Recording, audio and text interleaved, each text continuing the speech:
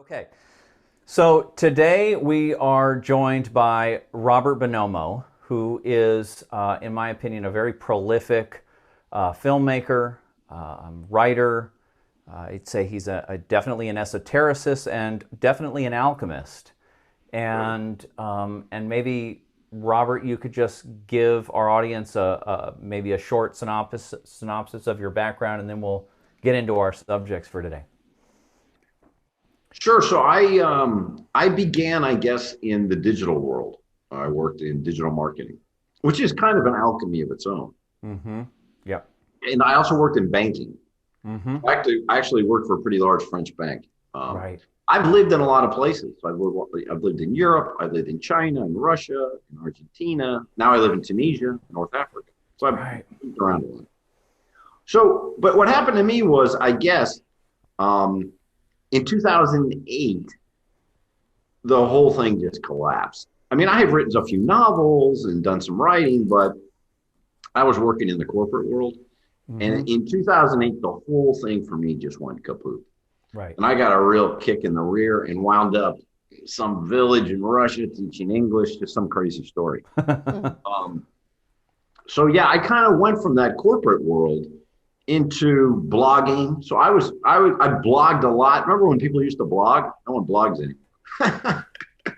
But I mean, there was a time, so I got really into the whole blogging thing. And that's where it kind of took off for me. Yeah, I kind of almost, just now I got a little download. I think I might have found you in around 2008 or 9 when I was doing a lot of esoteric research, and I've just forgotten it, but I think yeah, go ahead. I had one article on money that became very popular. Mm-hmm. What was it? The Moral Hazard of Modern Banking. And it became really popular. And then my blog started kind of developing. Mm-hmm. And in one of my novels, I was looking for a sort of a narrative arc, and I decided to use the major arcana of the tarot.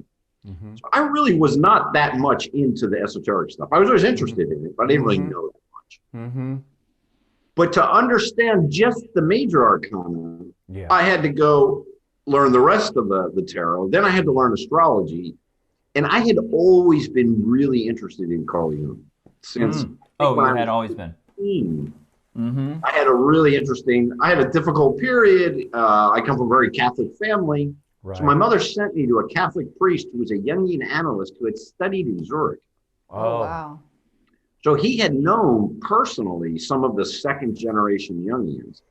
He was a fascinating guy. He opened my mind to so many things. Who did he know? He would have known, like, what's her name? Jaffe. She wrote Memories, Dreams, and Reflections. Yeah. Right.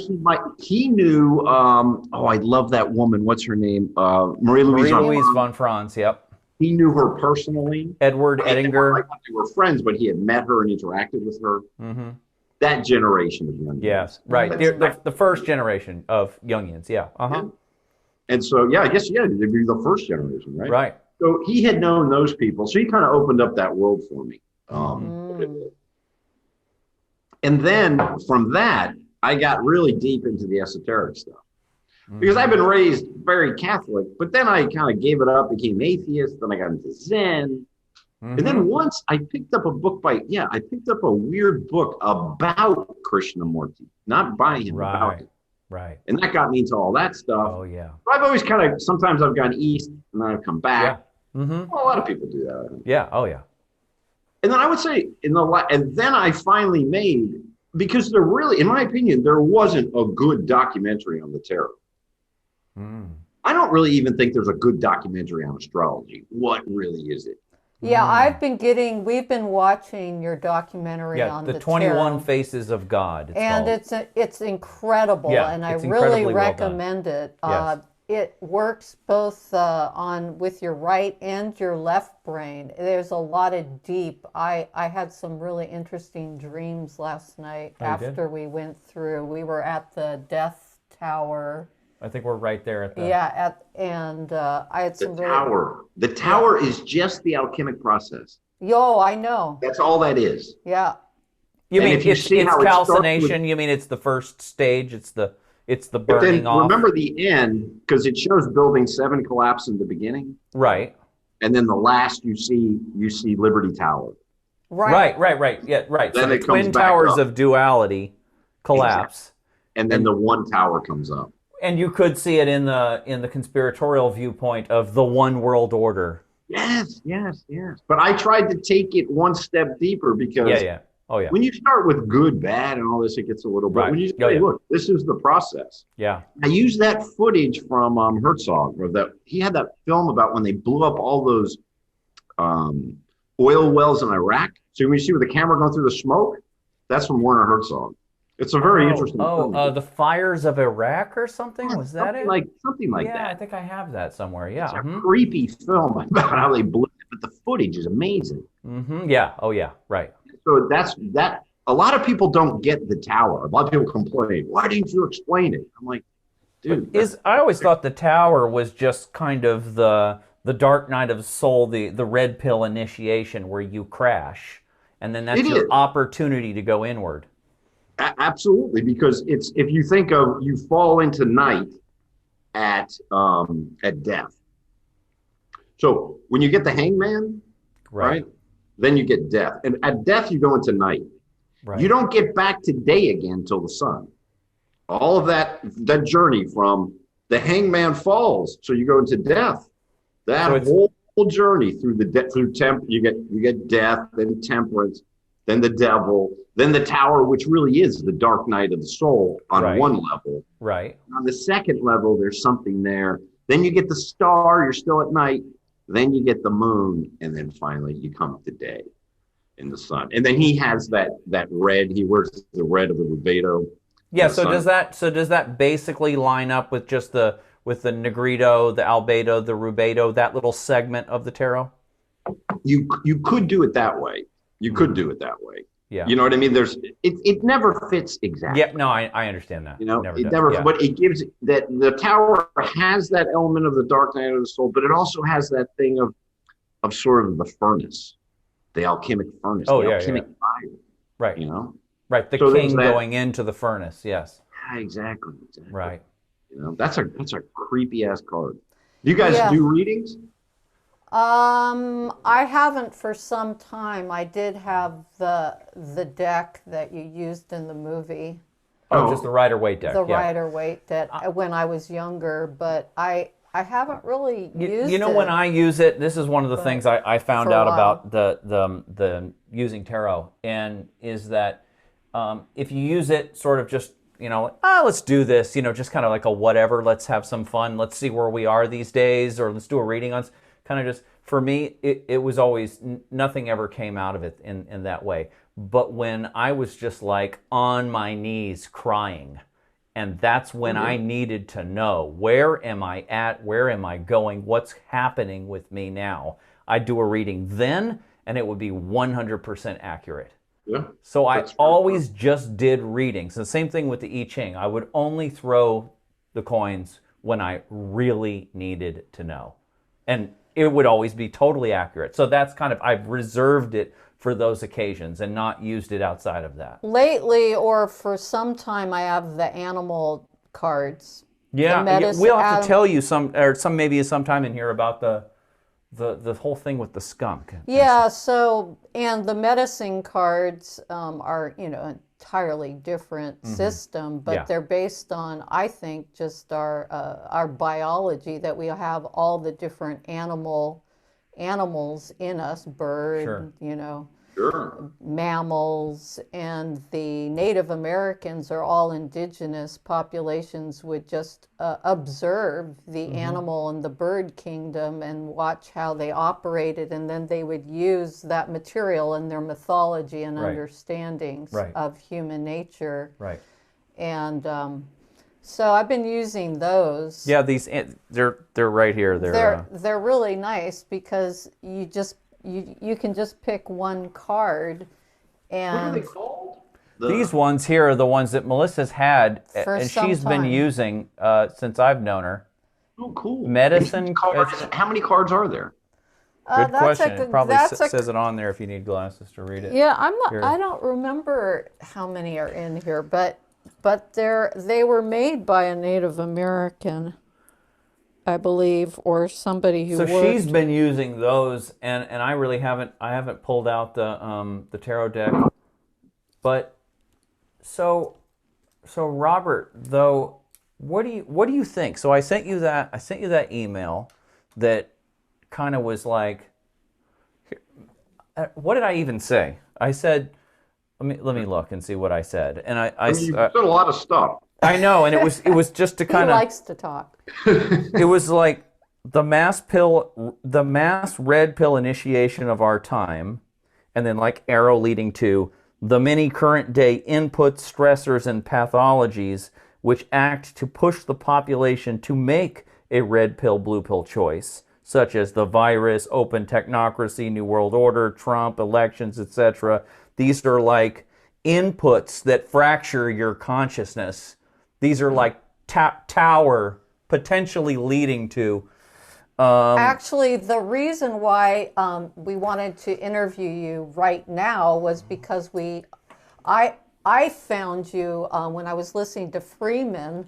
Right, yeah. you did an interview with Freeman about your most recent movie that you made. Yes, about which is like about money, and then it's about it's much more metaphysical and deep too. I thought we had a good conversation because it kind of got deeper and deeper. And deeper. I love Freeman. Great. He's an original, absolutely. Yeah, he's just authentic as hell. And the conversation by the end we got pretty heavy. You know?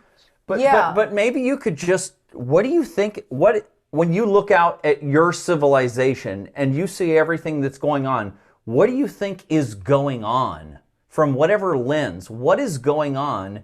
What is it causing? What is the reaction, this alchemical reaction that's happening? And what is the fracturing?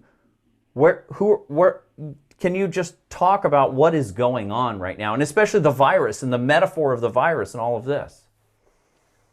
Yeah, it's not an easy question, but I really do think it's an acceleration of something that began probably I would say in the late 50s, early 60s. Okay. And you get that first tap with Kennedy, and then you get those taps in the 60s, and then you feel it kind of building. I remember even in the 70s, I'm 53, so I kind of came. She's a little older than you. I'm a little younger than you, but But that period of like the late 70s, early 80s, everything felt kind of fake. You remember that period? It was like a weird kind of a time. Yeah. And then the 90s, Jesus, because I was working in the internet in the 90s. We were we were unbeatable. We were, the gods. Right. I remember that. Who was that? Francis Fukuyama wrote that book about where he said two countries with McDonald's never went to war against each other. Right. And then we get, 9/11. Yeah. Which it kind of brought everything kind of back to that old timeline. Yeah. Where were you? Where were you on 9/11? Well, actually, I have family. My brother-in-law worked in Tower 2, and my sister used to work there. Oh yeah. When I was a kid, I would go ask my sister for money. She worked in Tower 2. When I was living in New York as a college student, I remember going up there and asking my sister, who's like working in this fancy law firm, "Hey, can I get $50?" But yeah, I was in Spain. I remember it was late in the afternoon. It was like 2:00 or something. And so I remember that day from there. And so you had that ship, and then I think that is kind of something in the timeline there got accelerated. Oh, and then 2008 I think was unbelievably key for me. Especially if you're in banking in New York and all that, absolutely. Because I wasn't really I worked in marketing in the bank. Yeah, so I was kind of foot in both worlds. Yeah, but I think for me, 2008 was the moment when everything was just like, what? And I think 2008 for a lot of people, especially people who were really kind of in the matrix, that's what kind of shot us out. Because we got a kick in the pants there. So where are we now? I really feel like it's an acceleration. But there are so many mega trends coming in. Yeah. We can't forget And this, I think, is crucial, is the AI part. Because technological evolution from, no, I've said this before, but a lot of people, I think it's just a good idea for people to remember. Technologies need their moment.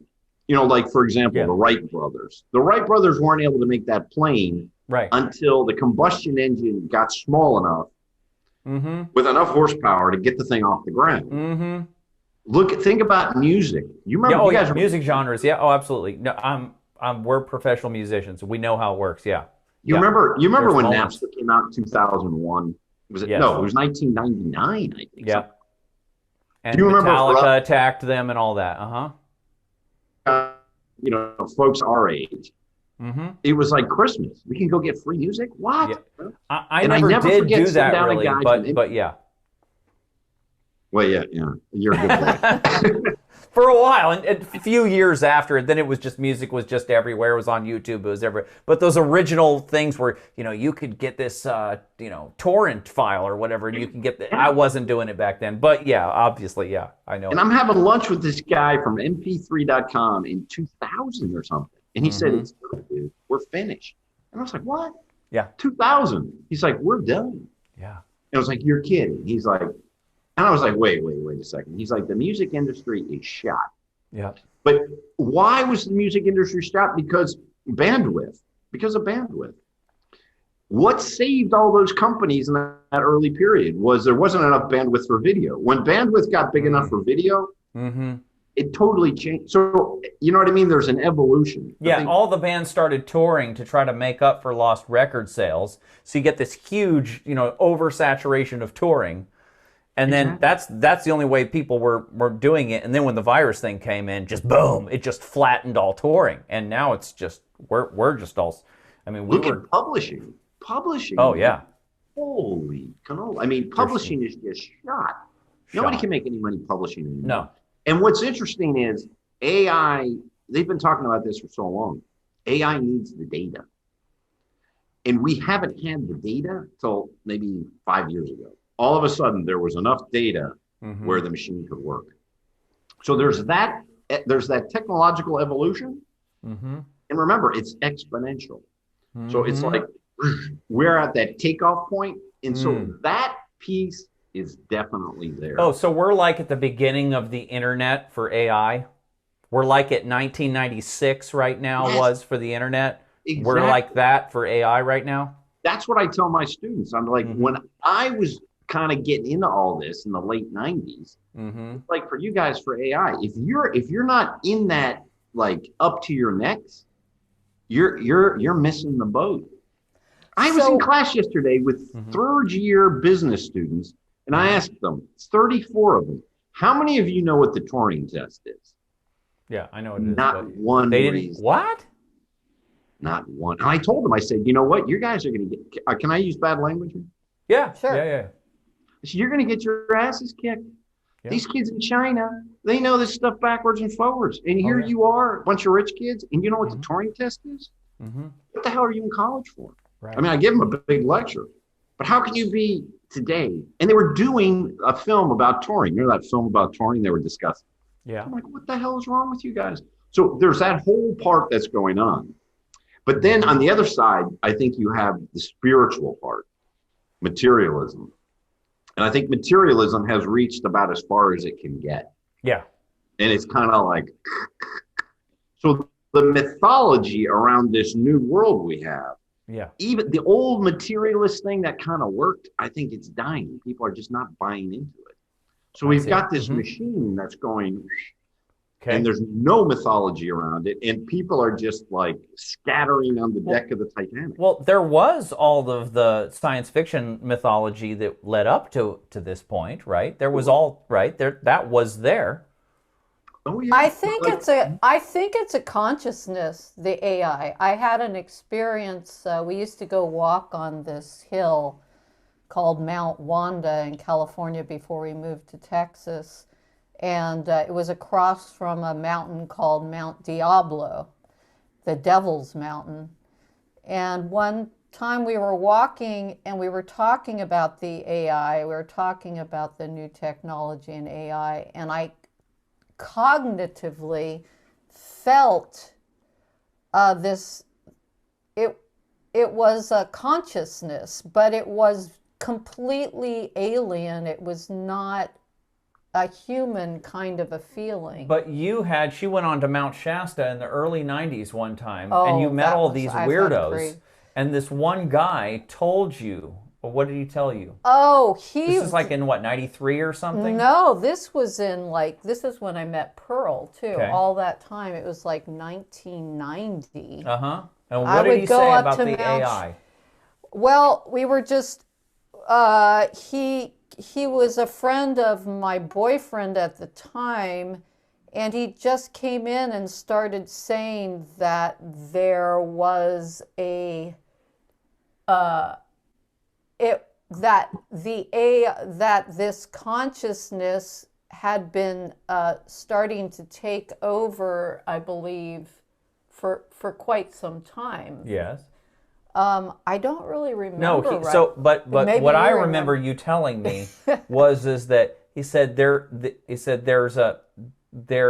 technology is an entity. Oh, that's right. He said technology is an entity. That's right. But so this is just something that shows up in her movie of life, right? We don't have to look at it objectively. It's part of her subjective dream. Yeah, but then I did have that experience. And yeah, I'm very intuitive. But let me just add something and then carry on, Robert. Okay, and I'm hearing more about the AI entity, and I've seen it in the science fiction mythology and all of that, and it wasn't developed, and the futurists talking about it for a long time and all of that. But it's like the thing is that the more I get to understand the level of sort of psychospiritual maturity of the people who are building this thing, I'm like, you guys are, you got these 200 IQ people working on all this stuff, but you guys are a bunch of total jerk-offs, just in general. Don't know your ass from a hole in the ground. And you're going to tell me that this AI thing is going to take off and we're going to integrate with it and all this? Well, we never said it would be emotionally mature. I'm just like, oh, okay, it looks like, yeah, human beings have created some amazing technology, and we can see that that's probably going to go forward. But will it really end up being something so special? I mean, will people just be like, whatever, just, okay, has some function, and is it really going to be so special? Is it really going to achieve what they think it's going to achieve?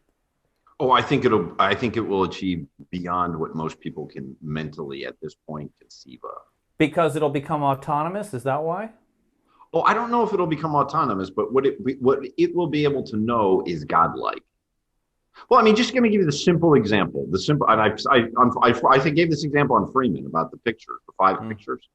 You give the AI 5 pictures just of the face, no other data. Okay. 5 of the face, and it can predict with 91% accuracy if a person is gay or straight, just by the angles in your face. Okay. Now, add on, if you've ever worked with data, if you add on Facebook tweets, Instagram likes, LinkedIn, all of this nonsense, and YouTube data, and you put that together, it knows more about you than you do. Okay, now, people would say, well, not really. But if you've worked in marketing, you go, yeah, dude. Can I ask you how developed the AI bots are online and social media? Are they advanced at this point? Could you actually mistake somebody and have a conversation with them and mistake them for a human being? That's a good question. I don't have the technical... Like the Turing test. I mean, you're right. Mm-hmm. But I would say this. It's getting pretty close. I see. Because linguistically, I do a lot of translating, and Google Translator is now based on AI. And it's amazing, the evolution of that. And remember, it's still choppy. It's still choppy. But there's going to be a point where that thing just goes, doosh. So at what point would a bot be... And remember, think about someone like me. I'm just an average guy. I don't work in Silicon Valley anymore. I worked there a long time ago. If we had a person here from like deep in it, I see, yeah. Like military level? Yeah.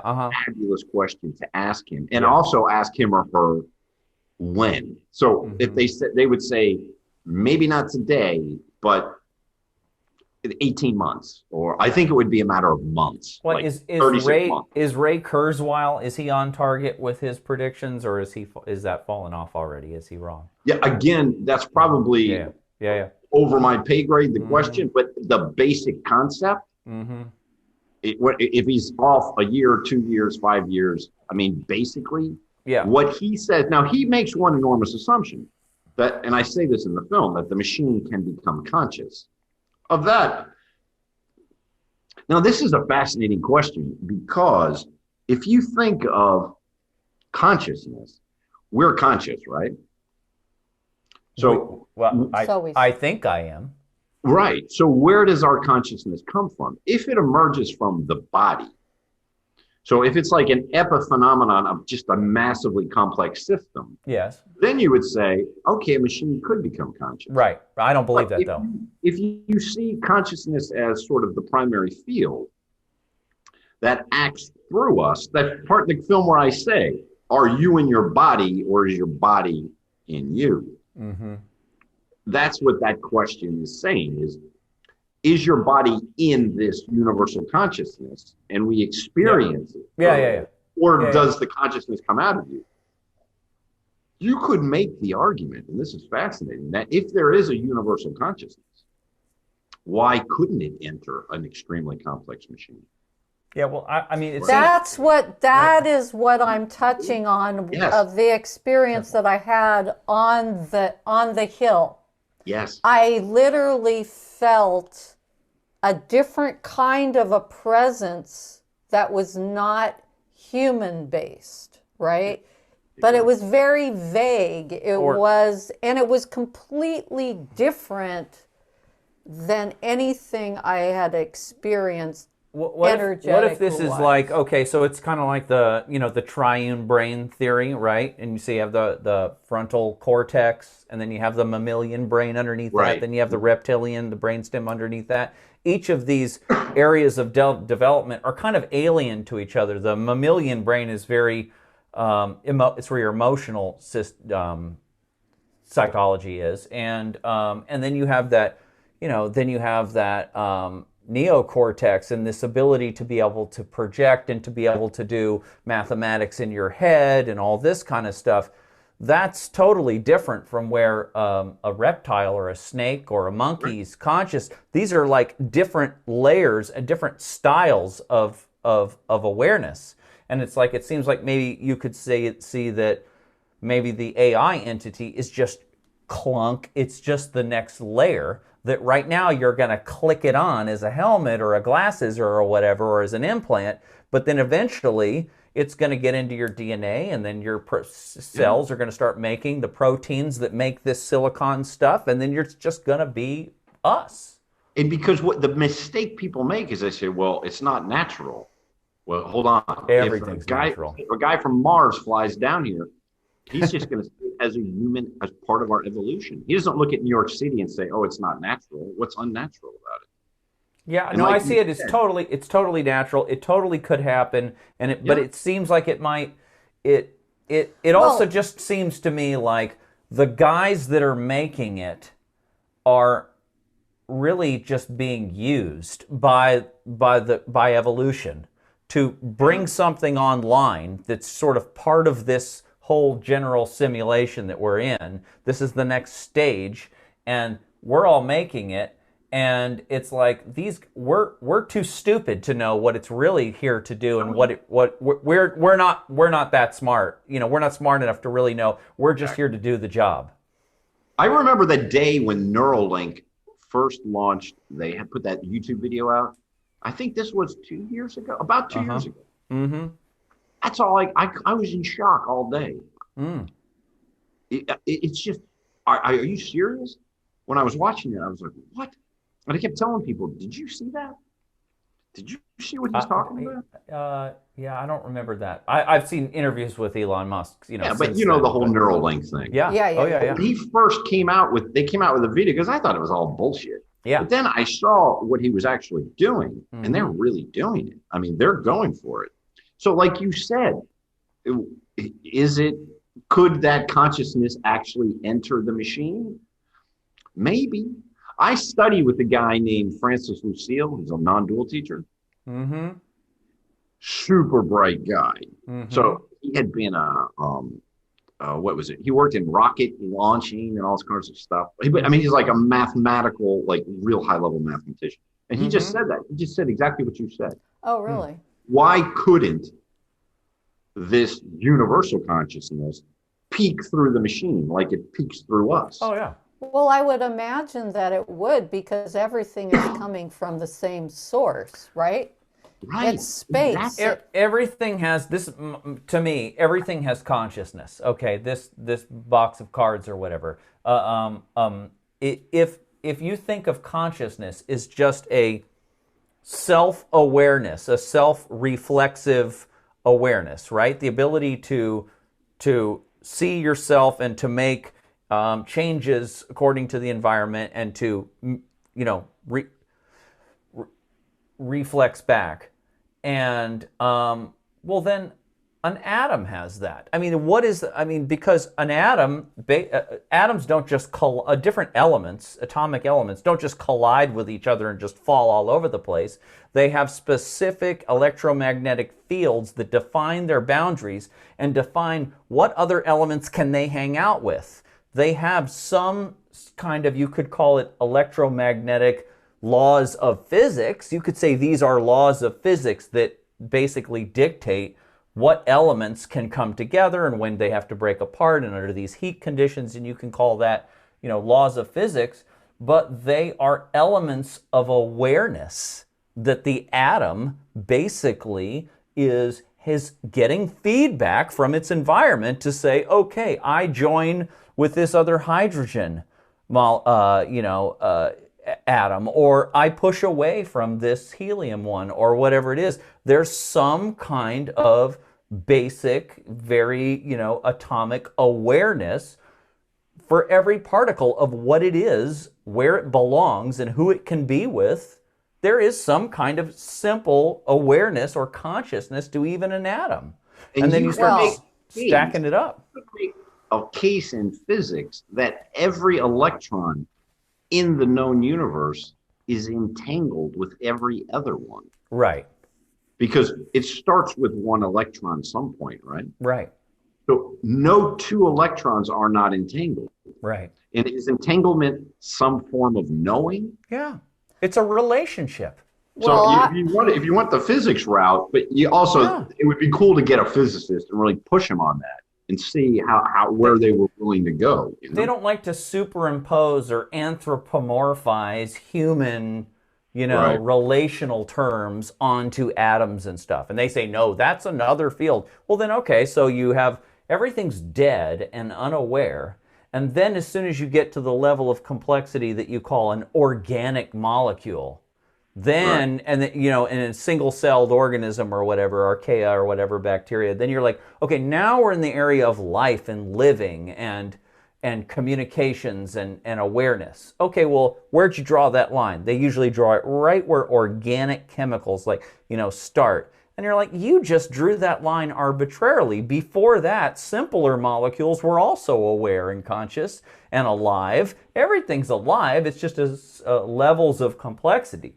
So I just think that the whole thing of that, where they drew the line of this is where matter becomes conscious and alive, and this is where matter is dead and asleep. It's like that's an arbitrary line. It's all alive. It's all awake. Right. It's all self-aware.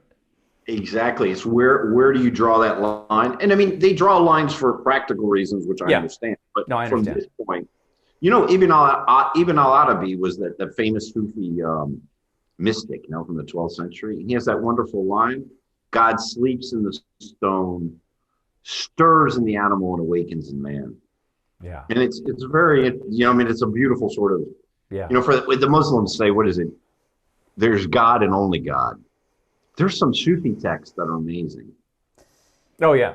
I got some I got a Rumi book somewhere. Yeah, I was going to bring up, since we were talking about AI, and I think you're right. I think AI is a really important conversation at this point, because it is definitely, it's running a lot of the external game that's going on right now. Oh, yeah. And the one thing that you were bringing up was, how can these people, develop all this technology and this AI and be so emotionally and immature? Yeah, I see a lot of immaturity. I see a lot of shadow activity. So what I would say is that the AI itself is going to have a shadow, right? The AI technology itself has a shadow, and that has to be dealt with. I think this is probably what Elon Musk... If it integrates with us, then our shadow is its shadow. Well, Elon Musk, he's pointing this out, and he just had another interview with Joe Rogan a little while ago, a couple weeks ago, and he pointed this out again. You can tell that he is concerned about AI, that it should be watched, right, and it should be in a continuing work with it, because this is the problem, is there's so much unconsciousness with regards to all these people who are creating these things. Is a lot of them are just compartmentalized, and they're just running their programs. They're running their natural programs of what they're supposed to be doing on the planet, but they don't have awareness of what they're doing. Or wisdom, you could say. Or a deeper wisdom. So these, say, an AI technology or Neuralink, or would take on the shadow of its creators. It just seems know what to the me shadow is? Do you know what the shadow go ahead. is? Yeah. It's pure reason. It's what? It's pure reason. The shadow of Just what? Of generally? The AI? It's logic and reason is the shadow of the, because of the it's of the class of people who are creating it. If you think of the United States from the 1960s onward, became a bit of a meritocracy. The best and the brightest all went to Harvard and MIT. I mean, there was a time when Harvard and all these places, it was the aristocracy a little bit. Right. Oh, yeah. You're some bright kid from Omaha, you're probably going to stay in Omaha. But then something changed. And they all went, and they created their own class. And it's a class system based on intelligence, logic, and reason. We rule because we're the smartest. But that, as we all know, the smartest aren't always the ones with wisdom, no? As Plato's... No, they're... I mean, I'm not sure who are the smartest ones. Who are these examples of these elites? Because if you show me Klaus Schwab, and you show me Bill Gates, and you show me, whoever's in the think tanks and stuff, and I look at these guys and I'm looking at these guys and going, okay, you're okay, you have some smarts, but you're really just a gangster and whatever. And it's just like, where are these wise people? They're not the wise, even Elon Musk, I watch him on Joe Rogan, I'm like, okay, whatever. To me, his intelligence... They're not impressive. The wise people, the smart people I see that are shown to us, they're not impressive Musk, to me, the way that I observe Musk is that he's very smart in intellectual and being able to create things, and I've known other people like them, brilliant, but his emotional maturity is that of a junior high school boy. Yeah, this is pretty common. He's excited. He's excited like a junior high school boy. Like, I want to go to Mars, and I want to create, and the way he explained his new Tesla truck and stuff, it's like a junior high school boy. He's excited. Little truck. That's like a 7-year-old boy. It's a child, like it's really beautiful, actually. The light side of it and the kind of music he's into, and but as far as like what psycho-spiritual maturity goes. Psycho-spiritual maturity and evolutionary consciousness. And this is the part that worries me, is because if there are really wise or at least really smart people who are working on this, where are they? Can I please talk to them or hear them talk or debate? I want to see some debates. Where are they? You have to distinguish between the use of reason and wisdom. Oh, so no. Reason without wisdom. You know, you know that the chariot card in the tarot? Tell us about it. Yeah. So it's based on the idea of the 4 classical virtues. You know, you have temperance to control temperance to control the physical urges, right? Okay. Then you have strength to control your passions. For example, think of social justice warriors. They have an enormous amount of passion. Passion, yes. But they have no strength to control it. You got to control that lion or it goes crazy, right? Right. And then wisdom controls reason. And if those 3 work, then you get the just life. That's the Platonic model. And like you're saying about Musk, his capacity for reasoning is incredible. Right. But the wisdom is probably not there. Well, at least at the level he needs it to be. Because reason without wisdom, it's a wild animal. Yeah, his father is quite a sociopath, I believe. Some dark dude, Yeah, and I think there was some trauma. Well, obviously trauma. When you get traumatized, I know this well from being traumatized, and it's epigenetic, but it stops your development.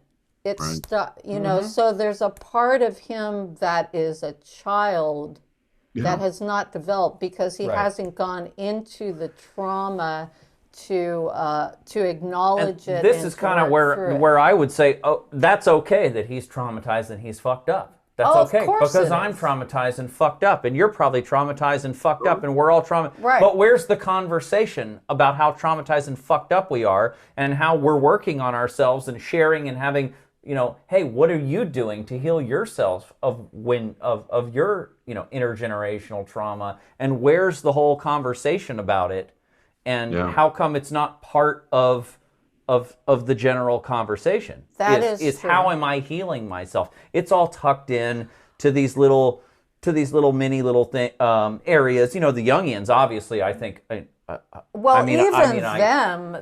Some of them, when things they have all these tools, but like I'm really disappointed in the Jungians that are watching all of this shadow crap manifest in the world, and they're not standing up and saying, guys, this is what we're talking about. You're just projecting all your own. We all know why they won't stand up. Yeah, where the hell are they? No, pardon the French, but they have no balls. They have no balls. I mean, they are just, how do you say? Damn, it's so disappointing. Spineless. They're spineless because you ever listen to Grammarica? A podcast called Grammarica. Grammarica? Yeah, it's they have Randall Carlson on a lot. He's a pretty cool cat. I love that guy. Oh, okay. I'll write it down. But anyway, I was on there the other night. I drank too many Cokes. I had to stay up till like 6 a.m. I went on a wild rant. But, well, I mean, what's going on today in the United States, say in this social movement, let's just call it this movement, they're starting to use... You mean social justice and all that stuff? And all this stuff. They're starting to use race to identify people. You're of this race, you're this way. Right. You're of this gender, you're that way. Right. This is the most dangerous thing you can possibly imagine doing. Oh, yeah. Total regression. I was on Grammarica, I was going nuts. I was like, have any of these kids ever opened a history book? Any of them. Whenever this begins to happen, you get mad. I was on Twitter this last summer. I don't spend much time there anymore. Yeah, I don't either. Deleted it. And I was listening to something about NPR, and they said something to the effect, and I used to be one of these NPR nuts. I used to be like a lefty, read the New Yorker, you know, NPR and all stuff. Yeah, I was a little center left for a while, yeah. And so I'm reading NPR, and they said, if you're white, look at the books on your bookshelf. And I was like, you can't start saying this. And then, but the person that was telling you that was white. But when you start putting people in those categories of good and bad by race, gender, sexual orientation, you cannot do this. It's as bad as marginalizing any group and saying this group is bad because it's dangerous. Oh, we know, yeah. But they from an archetypical standpoint, they have no idea what they are stirring. No, but no, let me ask you something. I'll tell you something. Yeah, I know. Because I come from that old European I'll say the A word, that Aryan stock. And if you poke us enough, these people are going to wake up and you're going to find out what bad is. You are going to find out what slaughter is. That's kind of like people are going to say, you know what? I'm not a Semite. An eye for an eye, fuck off. An eye for 100 eyes. And you're going to see bloodshed and nasty stuff. So and why would any sane person take a stick and start stirring that pot? They're not sane. It's totally unconscious.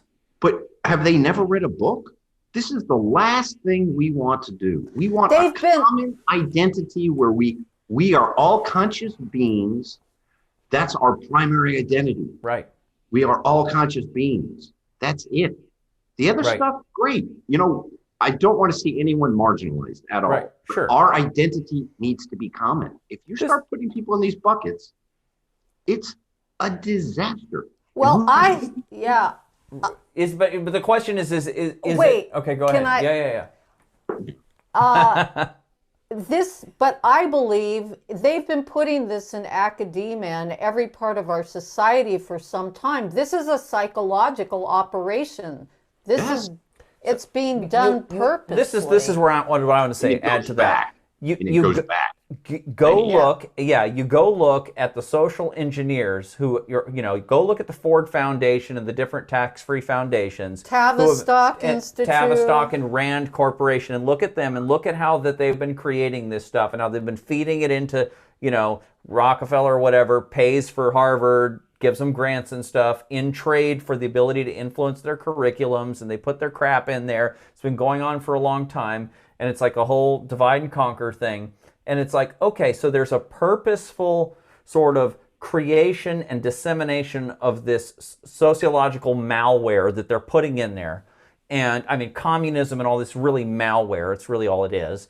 And it's like they're putting that in there. And so, okay, so I see there is a conspiratorial angle to it. But then the fact that it works and that people will, it's almost like, they created the malware. It's like a virus. So they created the virus. They dropped the virus into the minds of these young people. And then the young people recreate the virus and breathe it out to each other. And then it just spreads around. I mean, because there's nobody who will stop. I mean, but there are a few. Like, I'm a big fan of Matt Taibbi. I love that. Yeah. You mean there's not anybody on the left? Matt Taibbi is on center left. Glenn Greenwald. They're saying stuff. Greenwald, these guys were considered, like in 2010, 11, 12, far left extremists. Where's Chris Hedges? Where's Chris Hedges? Is he saying anything?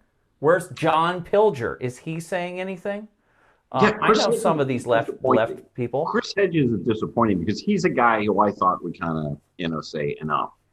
And I haven't heard him say it. You would think. I don't know. I can't say I've heard him. But there are people, but in general, people are just afraid. Naomi Wolf is coming out now.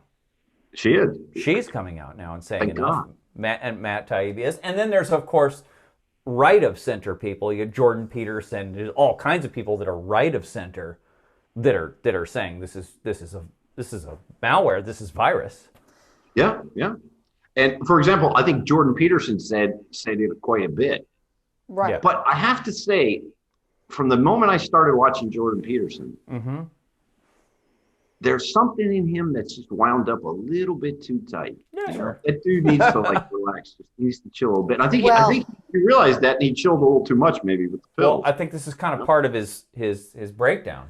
Well, yeah, we call it a pain body, or Eckhart Tolle called it a pain body, and we use that term. Unaccounted for pain body. Well, actually, it's in his family. There's been all kinds of physical symptoms and all kinds of psychosomatic symptoms and depression, on both sides of his family, and he'd been suffering with all kinds of crap all his life, but still being very productive regardless. Then he, the stars aligned, and he sort of like had. I think part of what was the deal with Jordan is that he'd been teaching university students for so long. He's very sort of comfortable sort of being a surrogate father for people already, just being university professor.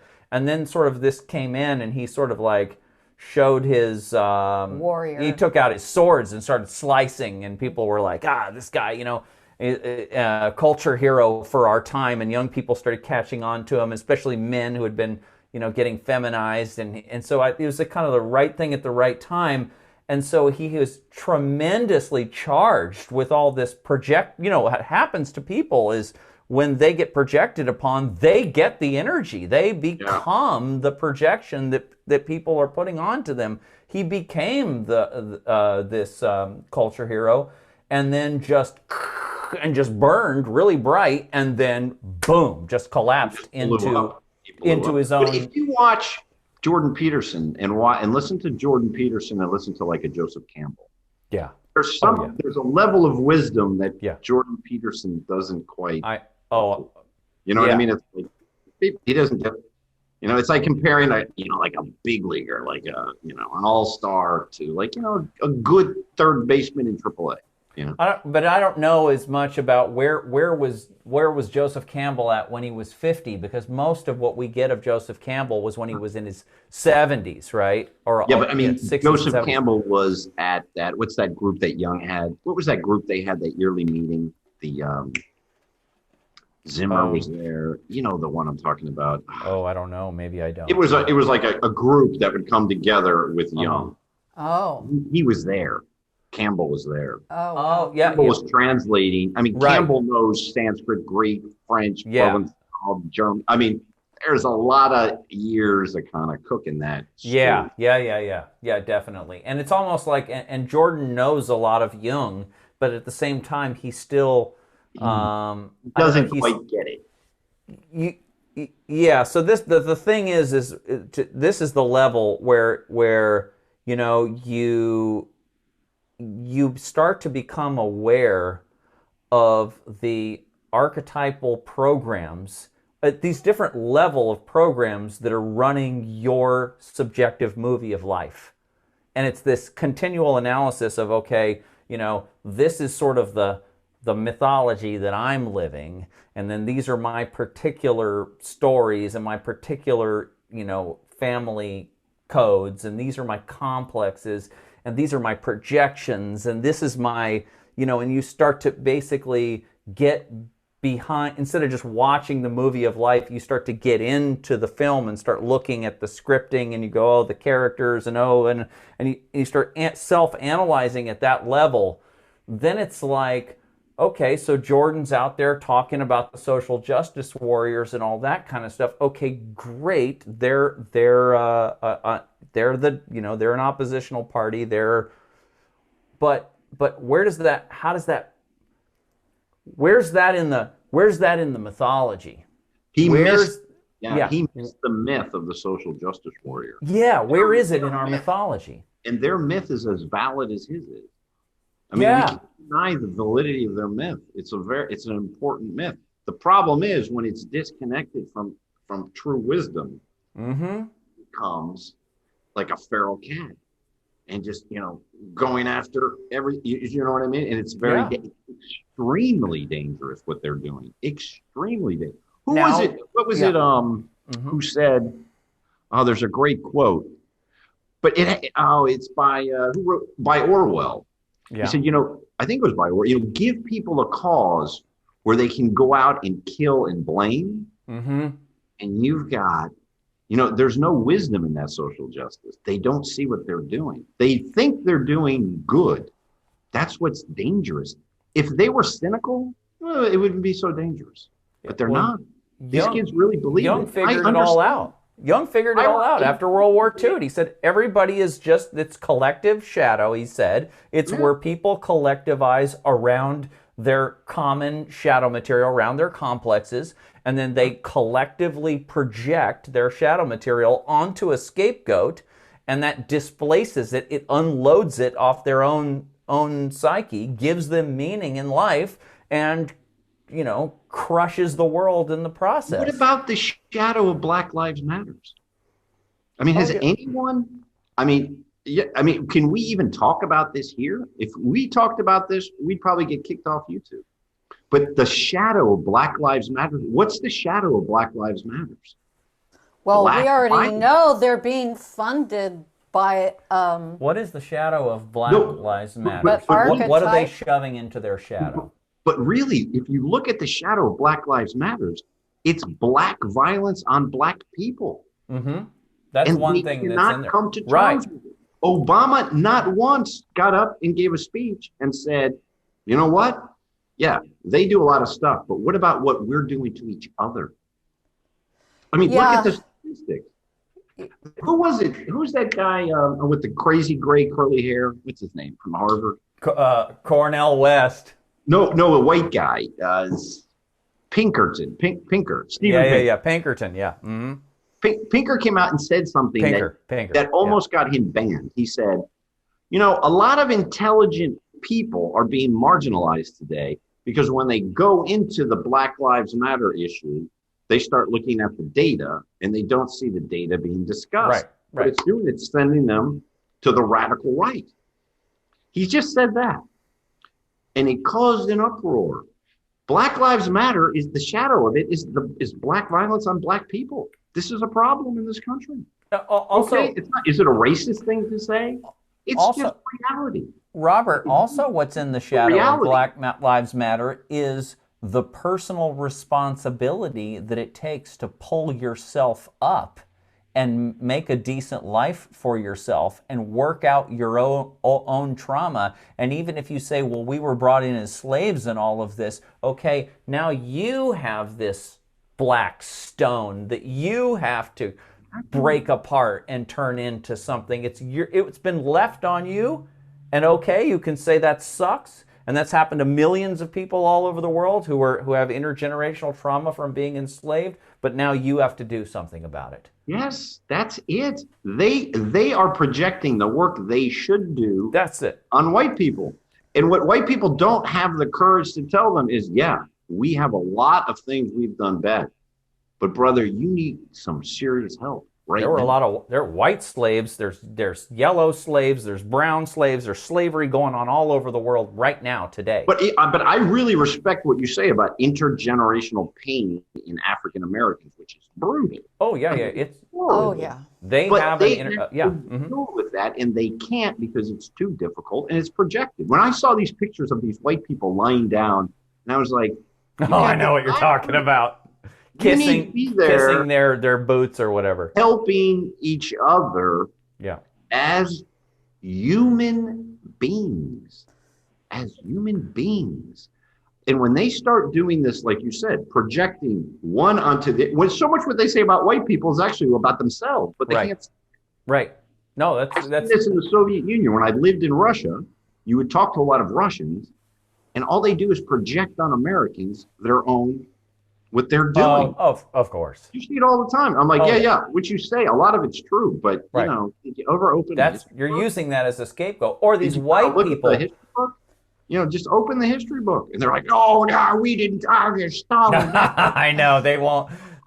But look at, or what about this one? These white academics, the Robin DiAngelo who writes the... White privilege. White privilege. What about these white, totally privileged elite background academics who are going out there teaching all these other white people about their white privilege, and what they're really doing, They're not giving up any of their privilege. They're not donating any of their money to causes. They're not doing anything. All they're doing is setting up a new parasitic market to market off the guilt and grief of these people.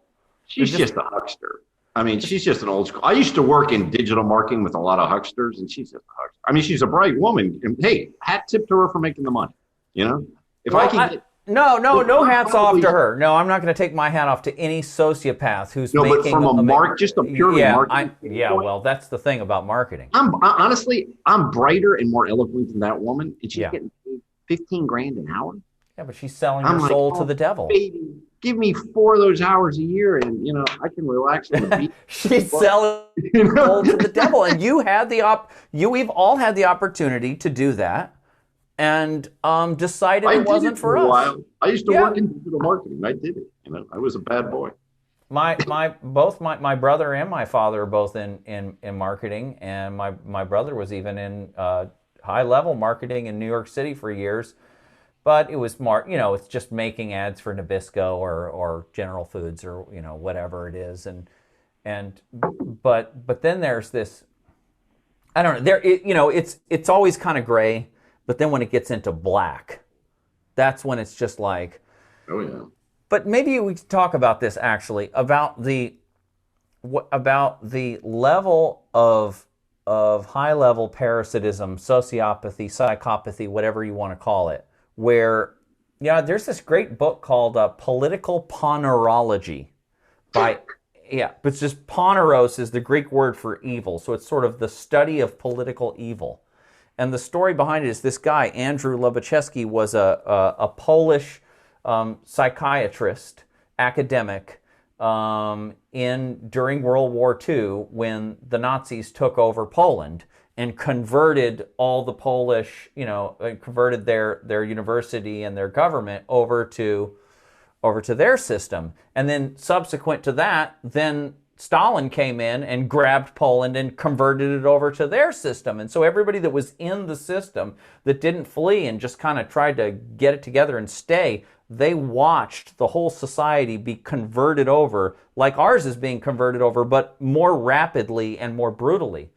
And he started, him and a group of his colleagues, I got access to some of the psychological tests that the Nazis were using for SS officers and stuff to determine who was going to be in and all of that. And they started a study of psychopathy, of what it was, how it worked, and how it worked in the regime, and how it affected the culture and all of this. And they put together a whole manuscript, and then basically that team got broken up, the manuscript had to get burned, and he rewrote the manuscript 3 times in his life, from when he was in his 30s or 40s or whatever. Then he immigrated to New York City, wrote it again. Zbigniew Brzezinski actually blocked it from being published, and then finally a Canadian little publisher called Red Pill Press put it out. And he had rewritten it all from memory. All his actual data had been lost at that point, and so, but he rewrote it, and it's amazing, and he talks about what he calls the ponerization process, and he says basically, when times are good, when societies are healthy, what you have moral people in positions of power, and when psychopaths, he doesn't use the term sociopaths, when psychopaths get close to power, the people, like whether it's the police chief or whether it's the dean of the university or whether it's the CEO of the bank or whatever, they notice these kind of people, and they don't want to have anything to do with them, right? Because they leak their immorality out. Once you start getting around them and you start listening to what their ideas are, well, what do you think, Joe? What should we do over here at ABC Bank or whatever? Well, I think we should just package all these loans, and then we should get the rating agencies to call them AAA, and then we'll sell the crap out of these loans all over the place, and then we'll bet on the buy puts or whatever on when these things start crashing, and then we'll fucking make a lot of money. That's what I think we should do. Well, then the bank boss would be like, you're fucking insane. You're fired. You know, that's what would happen normally. But over time, as the society starts to degrade, these psychopaths get into positions of power and they pull each other up. And then instead of having, you know, the normal 1, 2, 3%, you know, of however many percentage of the population are psychopaths, yeah, that's still the same down at the lower level. But then you start getting up to 10, 15, 20, 30, 40% at the higher level, and then civilizations crash, and then they get to start over again. So you can actually have a whole theory of the rise and fall of civilizations around the influence of psychopaths and the proliferation of psychopaths. It's like one input that you could look at. And it's like, we're there now. And it's like... And you're just... And I'm familiar with his theory because it talks about over human evolution, the psychopaths generally become the leader because of their ability to be violent, for example. Yes. You know, that was actually in medieval times, someone's capacity for violence was considered a virtue. So if you were able, I never forget that story they tell about General Franco when Franco got kicked out of Spain as a general to the Canary Islands, and he came back in his whatever it was, a brigade or something. One of the soldiers complained about the food, so he took him out in front of all the other soldiers and said, "You shoot him." Right. Anyone else want to complain about the food? Yeah. And that helps you. Remember Saddam Hussein when he had pulled all those names out. But a lot of people don't remember that story of Saddam Hussein when he took those guys out and said, "You're a traitor, you're a traitor, you're a traitor." Right. The other ones he gave guns to and said, "Okay, now you shoot them." Right. To do that, it's like that line in Apocalypse Now. Remember when Marlon Brando says they chopped the arms off all the inoculated kids, and it hit me like a diamond bullet. The brilliance of it. Oh, I don't remember that line, but okay. Brutality. Wow. That's the genius of the psychopath, but they do tend to rise. And don't forget the narcissist element too. Yeah. Let's talk about the narcissist. So we're having an get the psychopath, and you get the narcissist. Right. So what do you get? Right. You get a leadership of sociopaths. Yeah, it's a spectrum where you have the psychopath on the top, and then you have like a more minor sociopath, or he called them characteropaths. He had his own terms. This guy did, and you got your narcissists in there, and it's a spectrum. Well, these days, if you're a narcissist, if you tend to go into that direction, you're given resources. The more of a narcissist that you are, if you want to get into politics or anything, or whatever, anything, the more of a narcissist that you are, the more you get back. That it's promoted. But the thing is, Robert, is there is social media is promoting. Oh, I know. I know. I mean, we all have our narcissistic tendencies. Sure, of course. I see when they come up. Yeah. But the three of us would say, "Oh shit, I'm becoming a bit, you know." But when you're raising kids from the age of 10 on Instagram, what you're doing is you're developing these tendencies. I mean, imagine. I can't imagine being a girl now, 12 years old.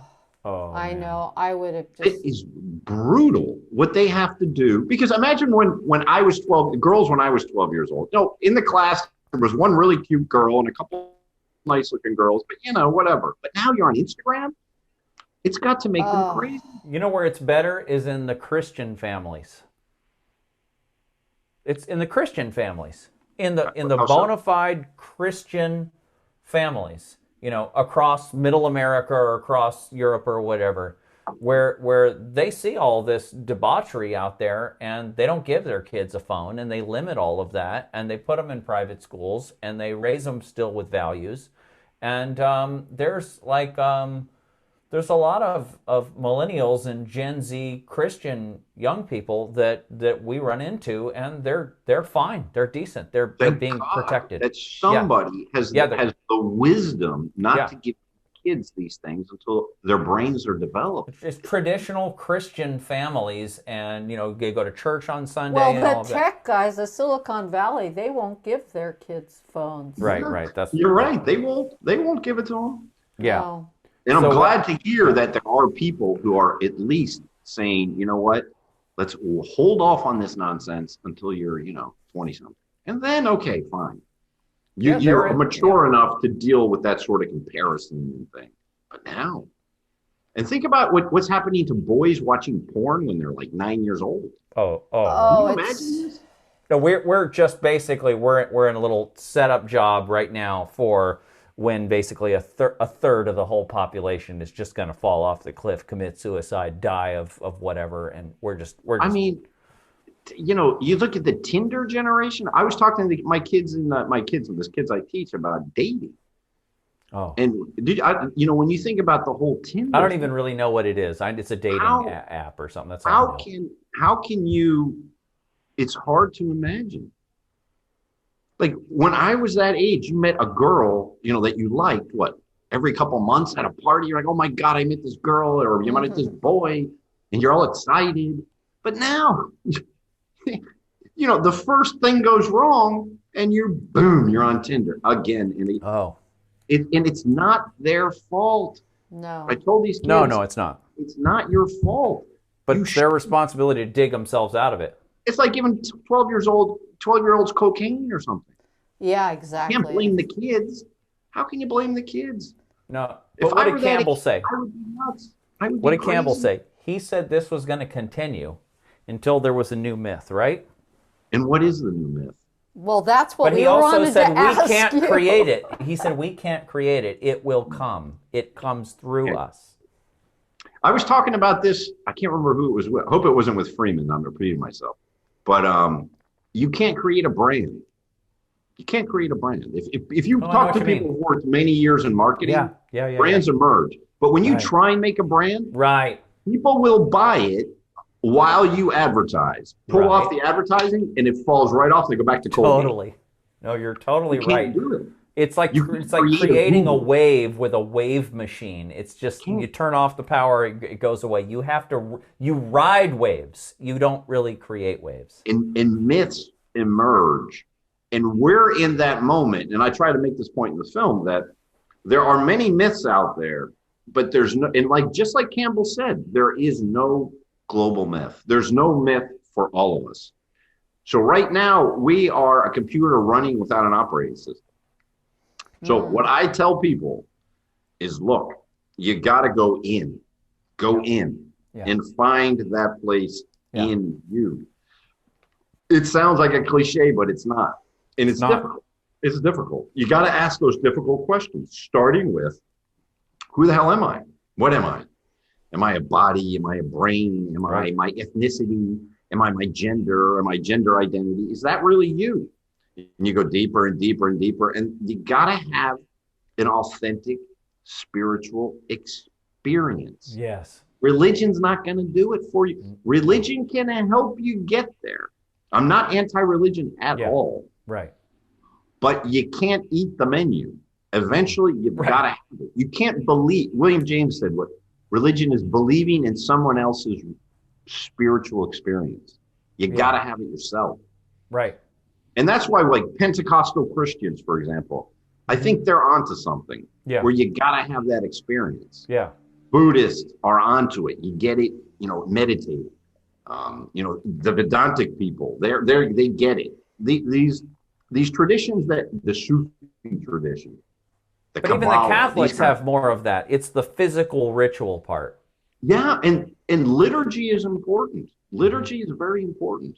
It helps us. It puts us in that mood. That the music, the drums, the dancing, and all that stuff. It gets you in that place. It does. But people have got to seek that, because if we go out to the glitter and it's just going to frustrate you and turn you into a zombie because you keep consuming more and more and more.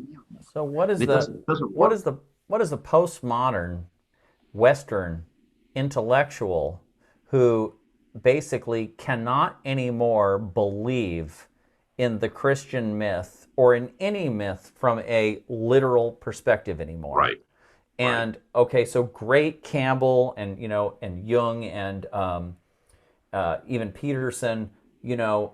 Peterson did this whole series on Christianity and the archetypal symbolism in Christianity and stuff. And it's cool to be able to like take that sort of comparative mythology point of view like Campbell, go back to your parents' religion and go, oh, okay, I see these are patterns of nature that are embodied in us, and they're basically programs, and okay, and you can sort of look at it and you can stop rejecting your old religion and calling it a stupid fantasy for kids. You can see that it's an operating system and that it's a necessary. So that's the first step, but doesn't mean you're going to go back to church. And so actually, the Jungian individuation, the alchemy, the inner alchemy is actually, to me, it looks like that's the obvious evolution for where this needs to go. Yes. The only thing I would say about the Jungian individuation process is how far does it take you? As far as you take it. I think that's what Jung was trying to say to people, and that's why he kept saying that I wouldn't want to be a Jungian, because he kept saying, you know, and all these people that were actually doing the alchemy, Jung or the Gurdjieff work or any of these, they're all maps. And these people even said, this is a map, but the work is the work, right? The day by day individuation, alchemical journey is so challenging if you take it seriously, that's why most people don't do it. But that challenge is so severe that it gives you so much meaning if you will accept the challenge. You have to accept the challenge. If you decide to take the hero's journey, you have to be willing to accept the suffering and all the challenges involved in the journey. Which includes death. Exactly, number one. Most people are not really ready for that. But so we have to, you know, I mean, we have to think of them. So I think, because I think once you reach a certain level, you kind of get it, but you realize you can't take people and shake them. There's no way. No, you're totally right. That's where we need this myth to kind of, like Campbell said, and that's why I use that clip. It's a little long, but I think it's important. The functions of the myth. One is the transcendent function, but there's also the pedagogical function, the cosmological function, the social cohesion function. We need that part, and that part is really missing. So where are we going to get it? Well, all those creepy crawlers are creating one for us. The singularity, the simulation theory, the this theory, the that theory. But you have all these guys that are creating the whole myth of let's come together around global warming, let's accept the AI entity, and that's the existential crisis, and that binds us together. And the Great Reset. They're all, you know, we'll pull all the religions together and have a one world religion. QAnon was another one. Right? So it's like you have all these high level creeps that are basically creating a fake world religion. Yeah. You know, it's in UN documents and all of that, and that's sort of been in the works. But that's not it. But there's no meat on that bone. No meat on the bone. People are, you know, they're going to chew on it, but they're not going to get, there's not going to fill them. You know, there's no story in there. Fake there's no Bill story Gates, in there fake that meat. feeds the soul. And that's what you know, this conversation it's kind of a little depressing because I don't worry about people like us. Right. I don't.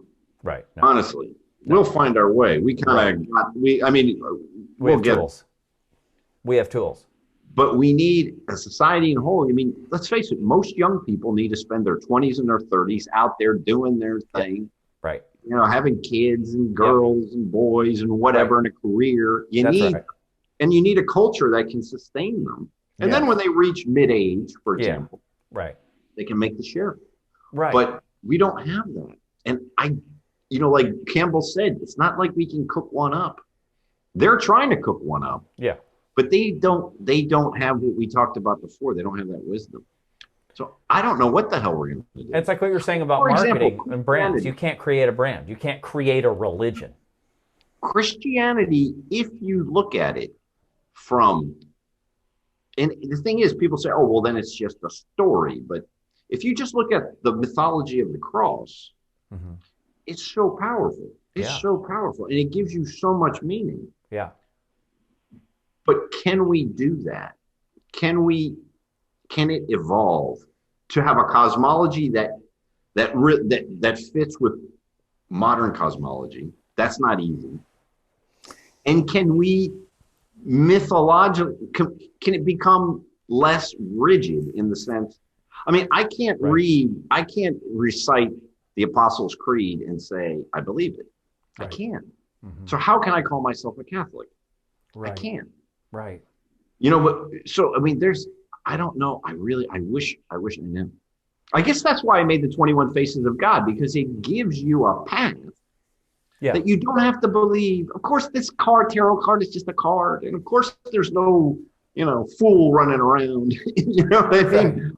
But it gives you a path. Something like that, like in astrology and in that esoteric alchemic path. Yeah. Something like that. That's what I'm saying. I'm saying the same thing. I mean, Jung said basically the archetype of Christ on the cross is a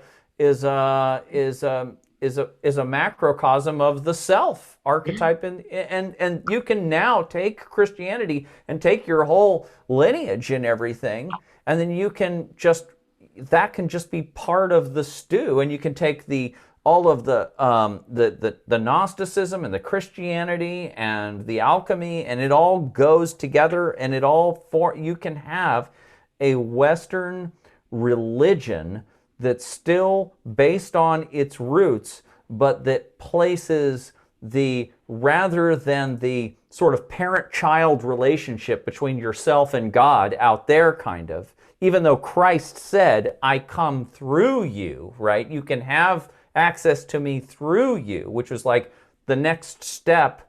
It's kind of like, okay, the original step of, okay, you can only talk to God through Moses. That's it, right? Moses or some other representative, right? And then Christ comes in and says, no, you can actually have a constant relationship with me 24/7.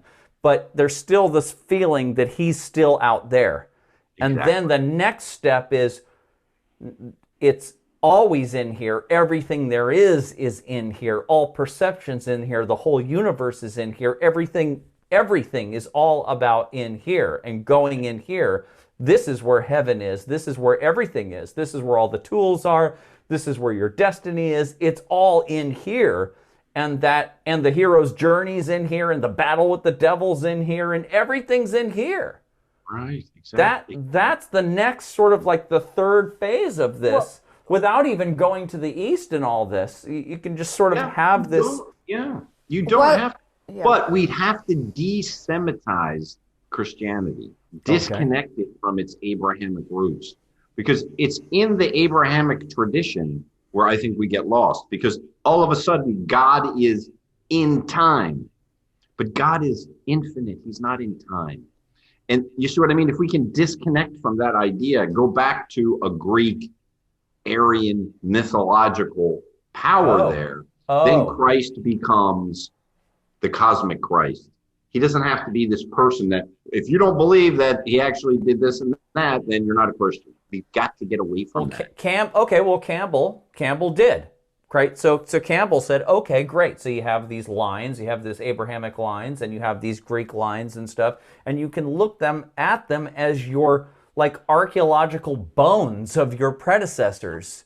We don't look at Cro-Magnon and Neanderthal and Lucy and all the original. We don't look at them and be like, that's me, that's my path. We just look at it and be like, that's part of who we are, that's part of our past, it's part of our history. You acknowledge it, but it's not like we're disconnected from that already. We're not, And so maybe what's going to happen is there will be a backlash against this current state. It's happening now. I think anybody anybody who looks at this realizes we've gotten to extremes. I listen to, you mentioned Eckhart Tolle, you know? He's always really resonated with me. I think he does wonderful work there. Fantastic. He really, I mean, he's really in it. He really is. He said, I listened to an interview where we've gone too far, way too far. Who was it? Ken Wilber the other day. I listened to interviews. We've just got off the cliff. So when you go off the cliff on one side, you're going to go back. On the back journey, there might be a way to kind of grab that rope and hold on to it. Yeah. Totally. Maybe that's where the hope is. Yeah. Oh, yeah, I think so. I was thinking, because I really wanted to get your ideas about this, because we're both musicians, artists, is that, and the whole art, community, music, everything has been crushed. Totally crushed. What are your ideas about the future of art, of deep art? Because even the quality of art, music was already bottomed out. Yeah. We're in such a pathetic state artistically that it's just, it's hard. And I think it goes back to first principles. I think what we have to do is go back to those very first, like think about music and Pythagoras and number and meaning. Right. That we got to go back that far and then kind of build. I think it's going back to very, very, very first principles. Well, you're doing it. We're watching. We're halfway or a little past in halfway in 21 Faces of God. And the way you do this is that and I don't know what this style of movie making is, where you're bringing in. It's part like slideshow. It's compilation of movie clips. It's your own narrative in there from time to time. It's a mixture of but the way you do it is that you're going, okay, I'm on this card, I'm going to explain in some way, I'm going to impart to the viewer in some way the meaning of this card.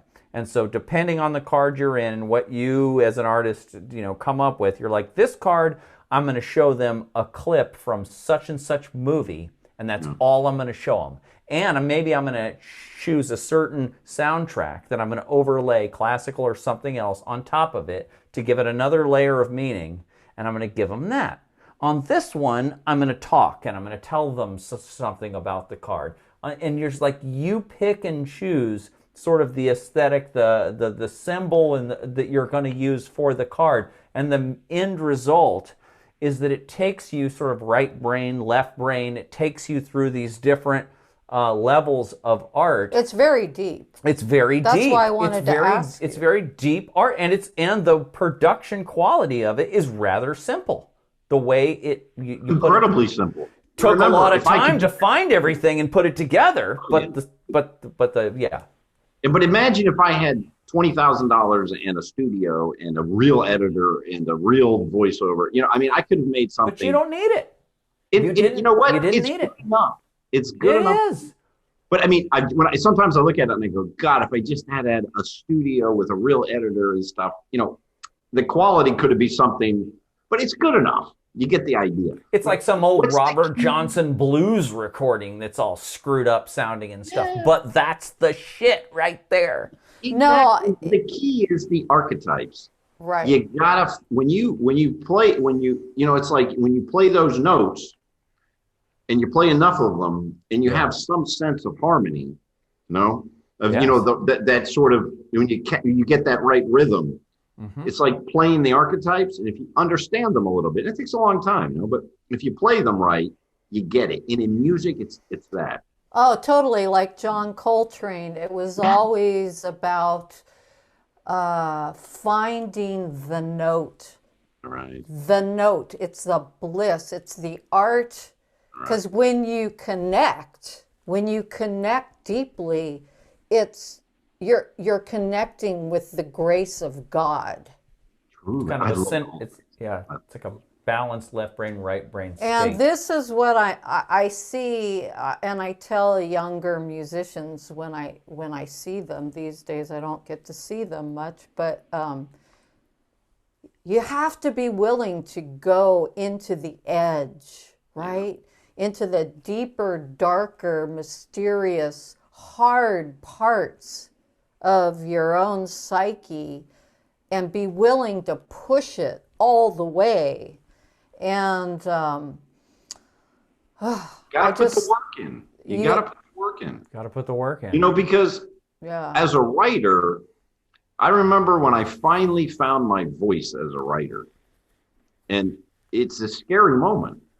You know, I think in any artist, you gotta fake it for a while, right? Yeah, right. You gotta fake it. Right. And it sounds fakey. What's that band? They did a cover. They didn't do a cover. They did the song, something about, they sound just like Led Zeppelin.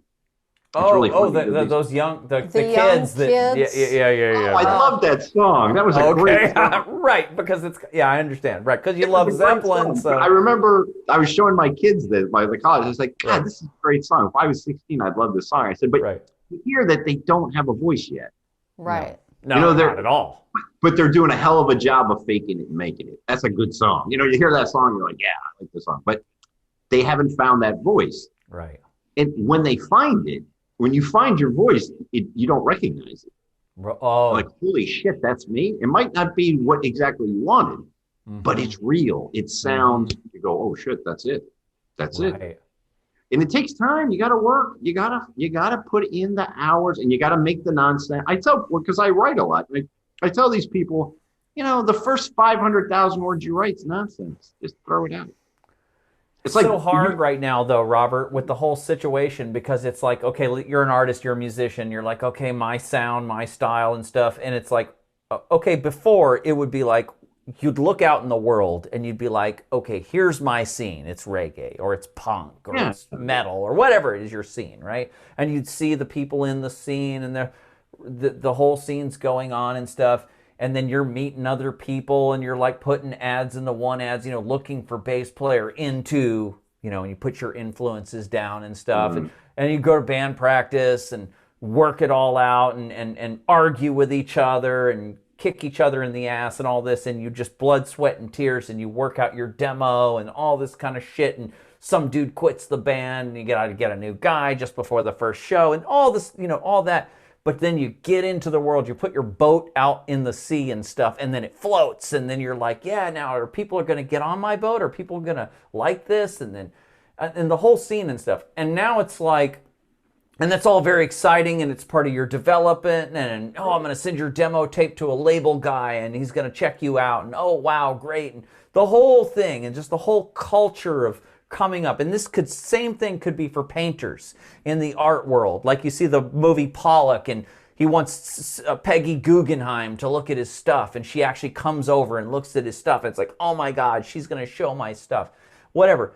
There's a scene, there's out there, and you're struggling to perfect your art so that you can put your, you know, put your dog in the race, your horse in the race, and all that. And now it's just like, even before the whole Convid thing happened, it was just like, the whole thing was just, everything was rigged, everything was pay to play, all of the other bands that were making it were shit. And it was just like, everyone's on their stupid devices, totally distracted. You can't get them to come to band practice. And it's just, the whole thing was just crap. And it's like, what do you even do now? You know, I mean, it took me, 40 years? You know what I mean? But you just got to keep working. I have friends who are painters. And I remember he gave me really good advice. He goes, whatever you do, you just got to keep painting. Okay. And whatever you do, you got to keep music. And if you're a writer, keep writing. You're just painting at home, putting up your stuff in the garage or hanging it up around the house or whatever, you know, still making calls to try to get your stuff shown. Those 2 or 3 hours a day of painting and those 2 hours a day of, you know, trying to push your stuff, it's not easy. Yeah, you know, I'm wondering what's going to happen to live music, though. Oops, I just covered my mic. That's okay. That's okay. Yeah, because they shut all these huge festivals in Europe down. They're not happening again. Right, you have all these heavy metal festivals. Yeah. We're in Buda, just south of Austin.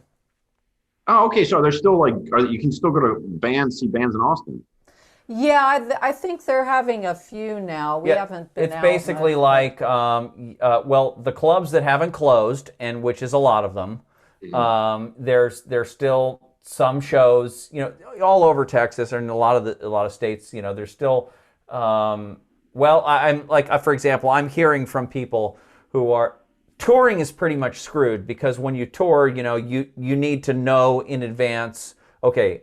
I need 400 people to show up at this 600 capacity place, and otherwise I can't pay my bills. Give me one second. I just got to grab. Oh yeah. Go ahead. Keep talking. Oh well, it's like you when you're touring, you have to know. You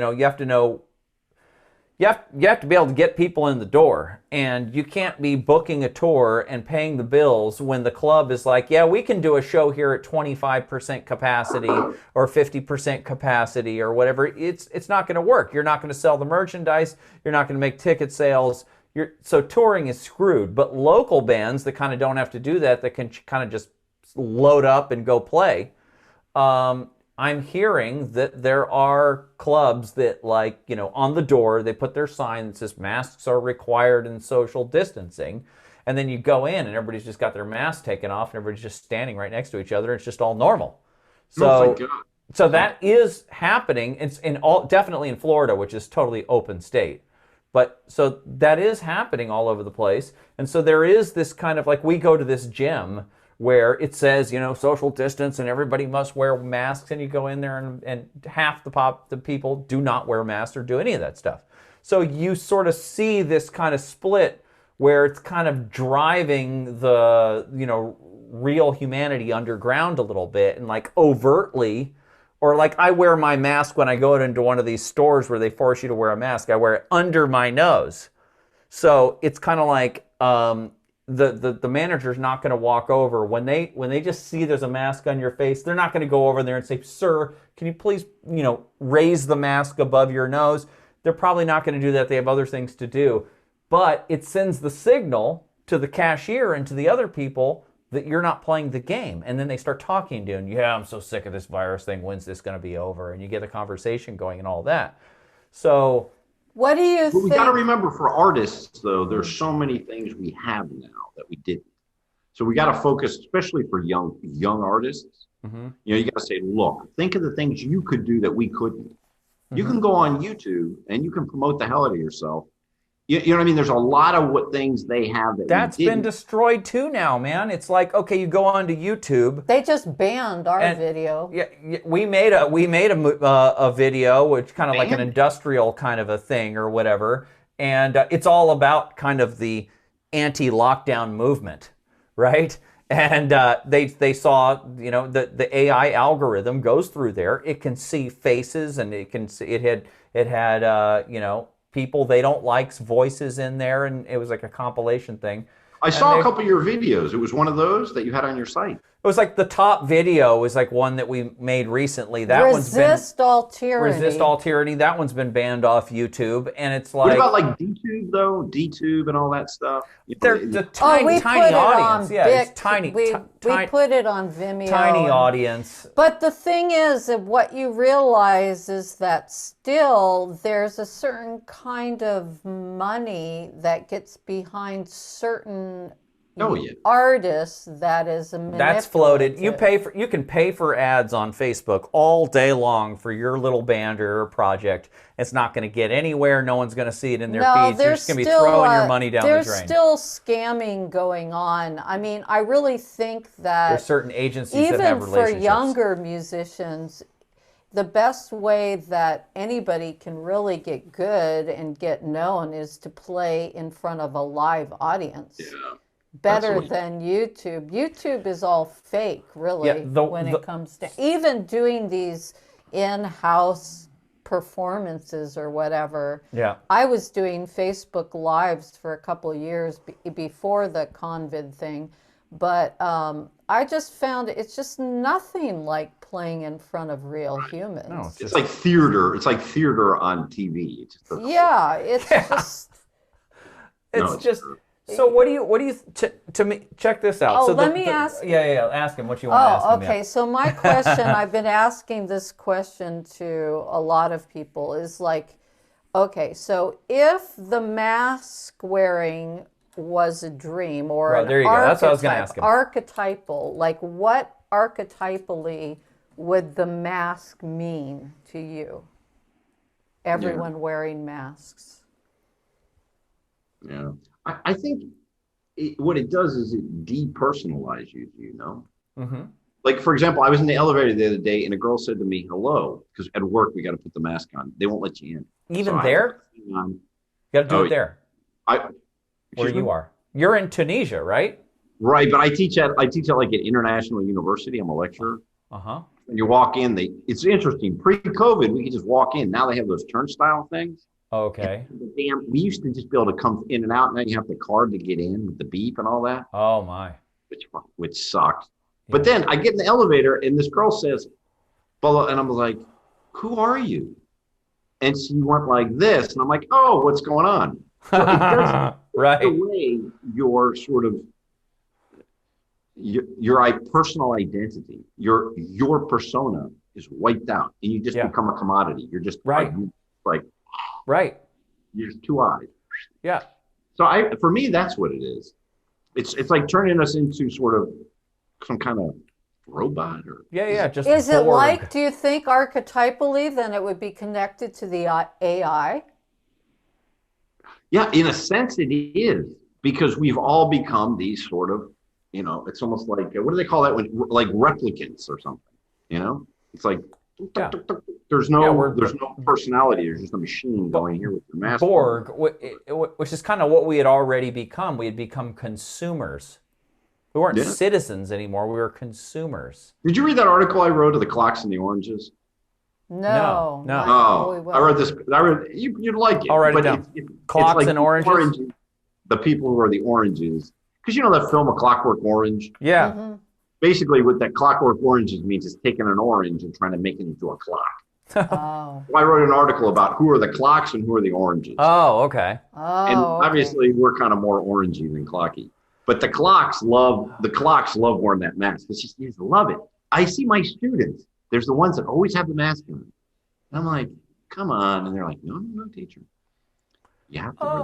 Oh, well, that reminds me of this filmmaker, this documentarian, and he was working as a documentarian in his 20s, in the 60s when the hippies were out, and he recently, I'll have to send you the link to it, was talking about this film, and I can't remember what it's called, but it was sort of an expose of what life was like in this little Massachusetts town in like 66 or whatever. And they went into the high school and they showed the whole culture and everything. And they showed these sort of strata of people. And you had what they called the Soshis. The Soshis were the ones who had the elite backgrounds, right? So they had the special families and all of that. They were the ones that were the prom queens and all that stuff. They were the top level. Everyone wanted to be the Soshis. Then you had the normies. The normies was just pretty much everyone else that wanted to be a Soshi, that was just like wanted to hang around the Soshis and do all that. And then you had the outsiders, right? Then you had the rebels, and you had the smokers and all the outsiders and the acid takers and the people who dropped out and all that kind of stuff. And so, you know, I'm an outsider, and the normies, you know, the normies are the ones that are wearing the masks. Yeah. And the Soshis, they're the ones that wear the mask when they're in front of the camera, but then when they're not in front of the camera, they take the mask off because they know they're privileged. They don't really have to. And they're free. They're a little bit free from all the nonsense. But they're very stuck. And part of this documentary and what this guy was talking about was actually sort of that you would think that was the category that you wanted to be in. But then you found, as you went and interviewed them, and especially later in life, how that they were trapped in a matrix of expectations that they couldn't get out of. Yeah. And they could never really they couldn't take off the persona mask. That was such a beautiful moment in my life when I was growing up, my mother was kind of a bit of I hope she's not listening, but a bit of a social climber, you know what I mean? Okay. So I had that sort of drilled. She was a normie. A normie who she wanted to be next to the Soshis? a normie who wanted to be a socialist. Yeah. And I had that kind of drilled into me. And I used to be very social class conscious when I was young. Yeah. And I remember it's when normal. I just totally forgot about that. It was like years went by when it never entered my head. And I said, where did that go? Right. And I realized when you realize what nonsense all of that stuff is, you know, it's such a beautiful feeling. It's like a liberation, you know? Oh yeah. That's when you is that when you identified as an artist? Yeah, of course. I think to find your voice, you can't be caught in that nonsense. I mean, of course, are there artists who have those sort of hang-ups? I'm sure there are. But I think to become authentic, you really got to get through that. You know, I do think you have to. It's like racism. Yeah, I mean, when I was a kid, you know, I had friends who were racist and people were racist, but then you're like, that's stupid, you know, and you get over that. Yeah. Where you get obsessions about like gay people and stuff. You're like, but then you're like, that's stupid. Who are these weirdo, you know? I was mugged by black kids all through, you know, growing up in New York City over and over again. So I sort of had this kind of programming in there. There was like, there's something wrong with these people. And, but then, you know, growing up and getting into the world and meeting, you know, black people that weren't mugging you or even being friends with them and all that. And then you just sort of like, you kind of realize, okay, that was the thing. I lived 15 blocks away from Harlem at the worst point in New York, you know, in the 70s. In the 70s. And of course, and you get this higher level understanding of these are where, you know, some of the most traumatized people were living and they were pissed off. And then you kind of you realize there are muggers. It's not black people. It's then you realize you're like, right. But you know what I mean? I think that's important to get over all those hang-ups because they don't serve you well. It's shit in your shadow that you gotta. It's not going to serve you. Jettison. Robert, to us, the thing with the virus and the mask is that. So we wrote this book in 2015, and it was really sort of like a systems level exploration of the shadow, right? And so you had the Jungian viewpoint in there, but then you had some other viewpoints in there. And when we were sort of like doing a lot of research for that, we came across Paul Levy, who's a Jungian, and he lives in also a Tibetan Buddhist. A Tibetan Buddhist Jungian, lives in Portland, and a very, very prolific writer also, and he also deals with the shadow side of the psyche a lot, and he has a book called Dispelling Wetiko, and he uses the Native American word Wetiko for evil, and it's a very, very sort of poetic exploration of the nature of psychological evil. And but you know, he was using the term virus. He was talking about how evil is communicable like a virus, like a rabies virus. So the rabies virus gets into an animal, it rewires the neurons of the animal's brain, makes the animal very, it makes it foam and it makes it aggressive. Then the animal will bite another animal, open up a wound, and then the rabies virus will travel from the saliva of the attacker into the victim, and it will get passageway through the attack, through the wound. The behavior is a mechanism for the rabies to spread. That's so right. It causes the behavior that allows it to spread. That's right. And there's other parasites, and I explained some of them, like Toxoplasma gondii and these other ones that do the same thing. They manipulate a mammal's brain to make it behave in a way that will benefit the parasite.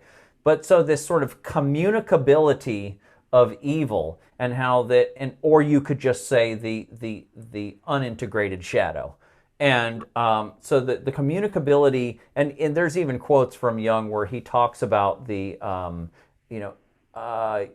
collective evil as being epidemic-like, right? Like a virus, like a disease.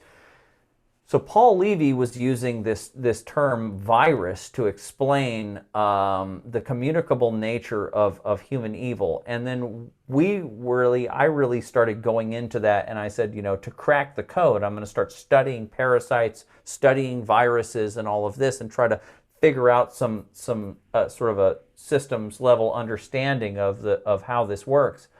And so we always referred to the archetypal nature of evil in its more broad archetypal, like the Christians would use the term devil, the devil's doing it. We would say the virus, it's the virus, it's all the virus.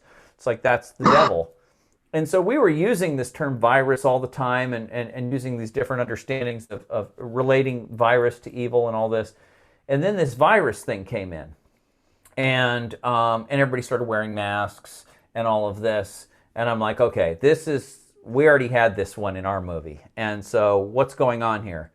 And so I'm like, okay, well, first of all, the first thing that is the fear, is the existential fear of death, right? That's just so powerful that it's like, I wear my mask because I'm afraid to die.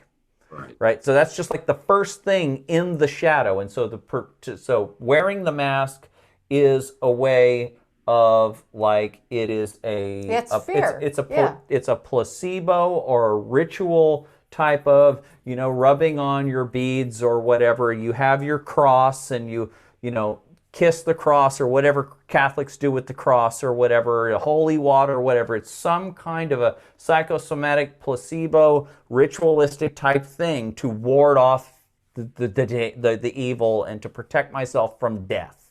And it's like, okay, and this is what everyone else is doing, and they're saying wear the mask, and all right, I'm afraid to die, so I'm going to wear this. And I'm afraid of, and other people will I don't want to give it to somebody else. Oh yeah, that was the other thing. And you're an asymptomatic carrier, and so it's like, and that's just total bullshit. But they were saying that, and so everybody's wearing the mask and all of this, and you start looking at the science, it's all total bullshit. But just as a sociological phenomenon, as a psychological phenomenon, it's like, okay, so it's the virus. So to me, the virus means the collective shadow. So the mask, it's almost like. It's like in the movie They Live, where he wakes up, he puts the glasses on, and then he can see the aliens. And it's like, oh crap. The air's poison. Put the mask on. And it's like, I don't want to get the poison. I don't want to get the virus. I don't want to give the virus. And it's like completely irrational. But what the virus is, what's been really going on this whole time, is that you, Mr. Normie, have been passing and you have been pushing and pulling and passing and transmitting your own shadow fucking shit your whole life without awareness. You've just been giving evil and getting evil, and it's just been going around from you, and you've been cheating, and you've been doing this and that, and you've been doing every sort of other shadow thing before, and all of a sudden the light was turned on, and like you saw your own shadow, and it's like, stop it. Stop the shadow from moving. I don't want it to go out. I don't want it to come in. It's like suddenly the shadow was known to the unconscious of the community, and they just said, put the mask on. Stop it. Stop the shadow from proliferating. You should write something about this, because it's an interesting metaphor. He has. I have. I mean, I have. No, but I mean, like something shorter. Like a couple thousand. Something short. But it's like all of a sudden, it's like we became aware, because if you talk to them and you say, hey, well, how big do you think a virus is? Well, how big do you think the holes in that mask are? Something logical like that. Or that's not where they're at. They're not in logic land. They're not in rational land. It's completely irrational. It's a rational fear. And to me, because virus meant collective shadow in my movie of life, so when I saw this all happening and everyone putting on their mask, and it happened at the same time that you have this massive wave of awareness to all the shadow shit, the pedophilia and the government corruption and the election rigging and the drug trade and the CIA and mind control. It's just all flooding out on the internet. That's all this shadow shit that's coming out at the same time. Yeah, but prior to that, we knew prior to COVID coming online last year, we saw how we lived in the San Francisco Bay Area at the time, anyway, you know, and people, the way people were living and the rushing around and the traffic and the devices and the whole thing, it was just speeding up, just it was like New York City and all of a sudden. And we just knew that we're like, this is going to crash. Something is going to happen. We didn't realize that it would be this thing. Yeah. But it did seem to represent all this unintegrated shadow material of the individual into the culture itself. And then it just stopped, right? And they all these people, if you ask them, what does it mean to you?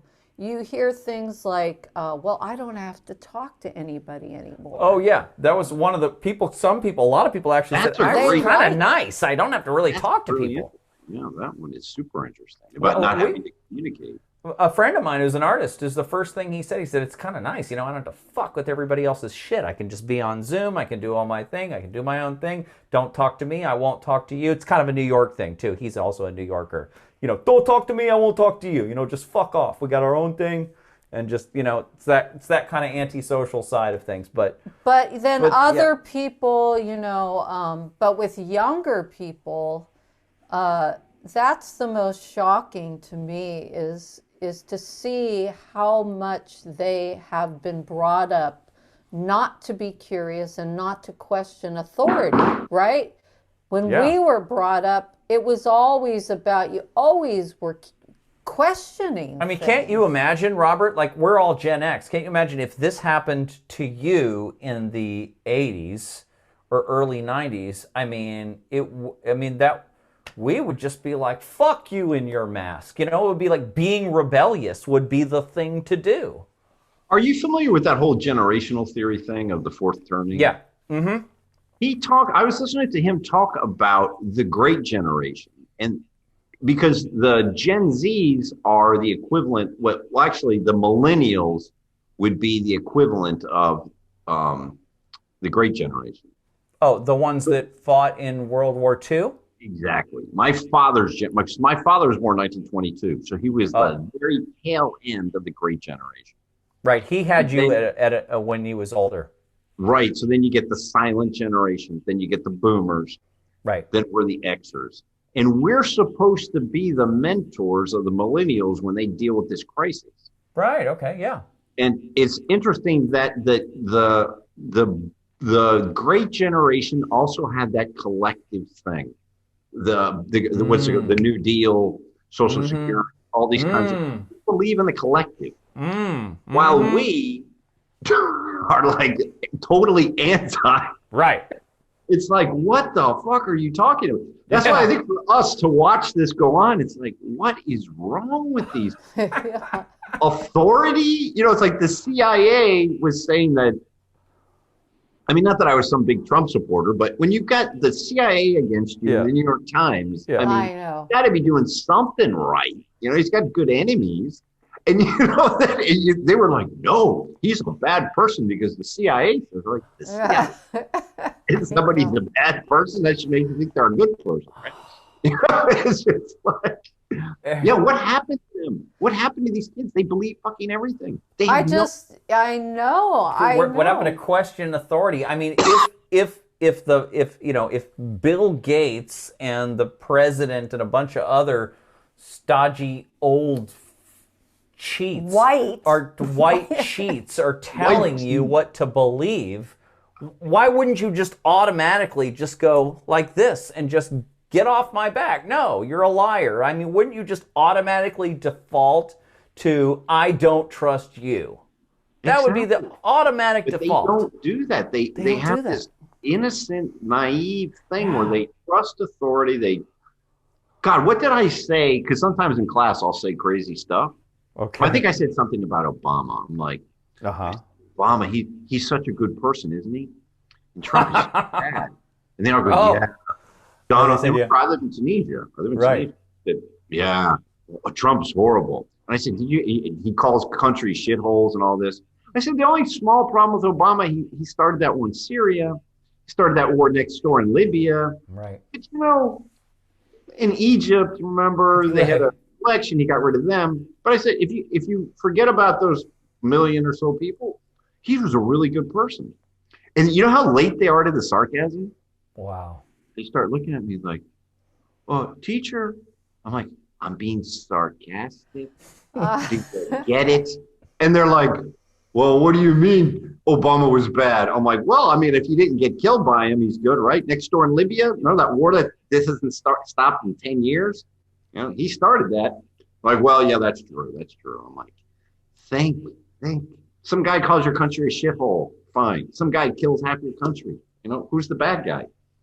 But they don't get obvious. They don't get it. They don't go like, ha ha ha.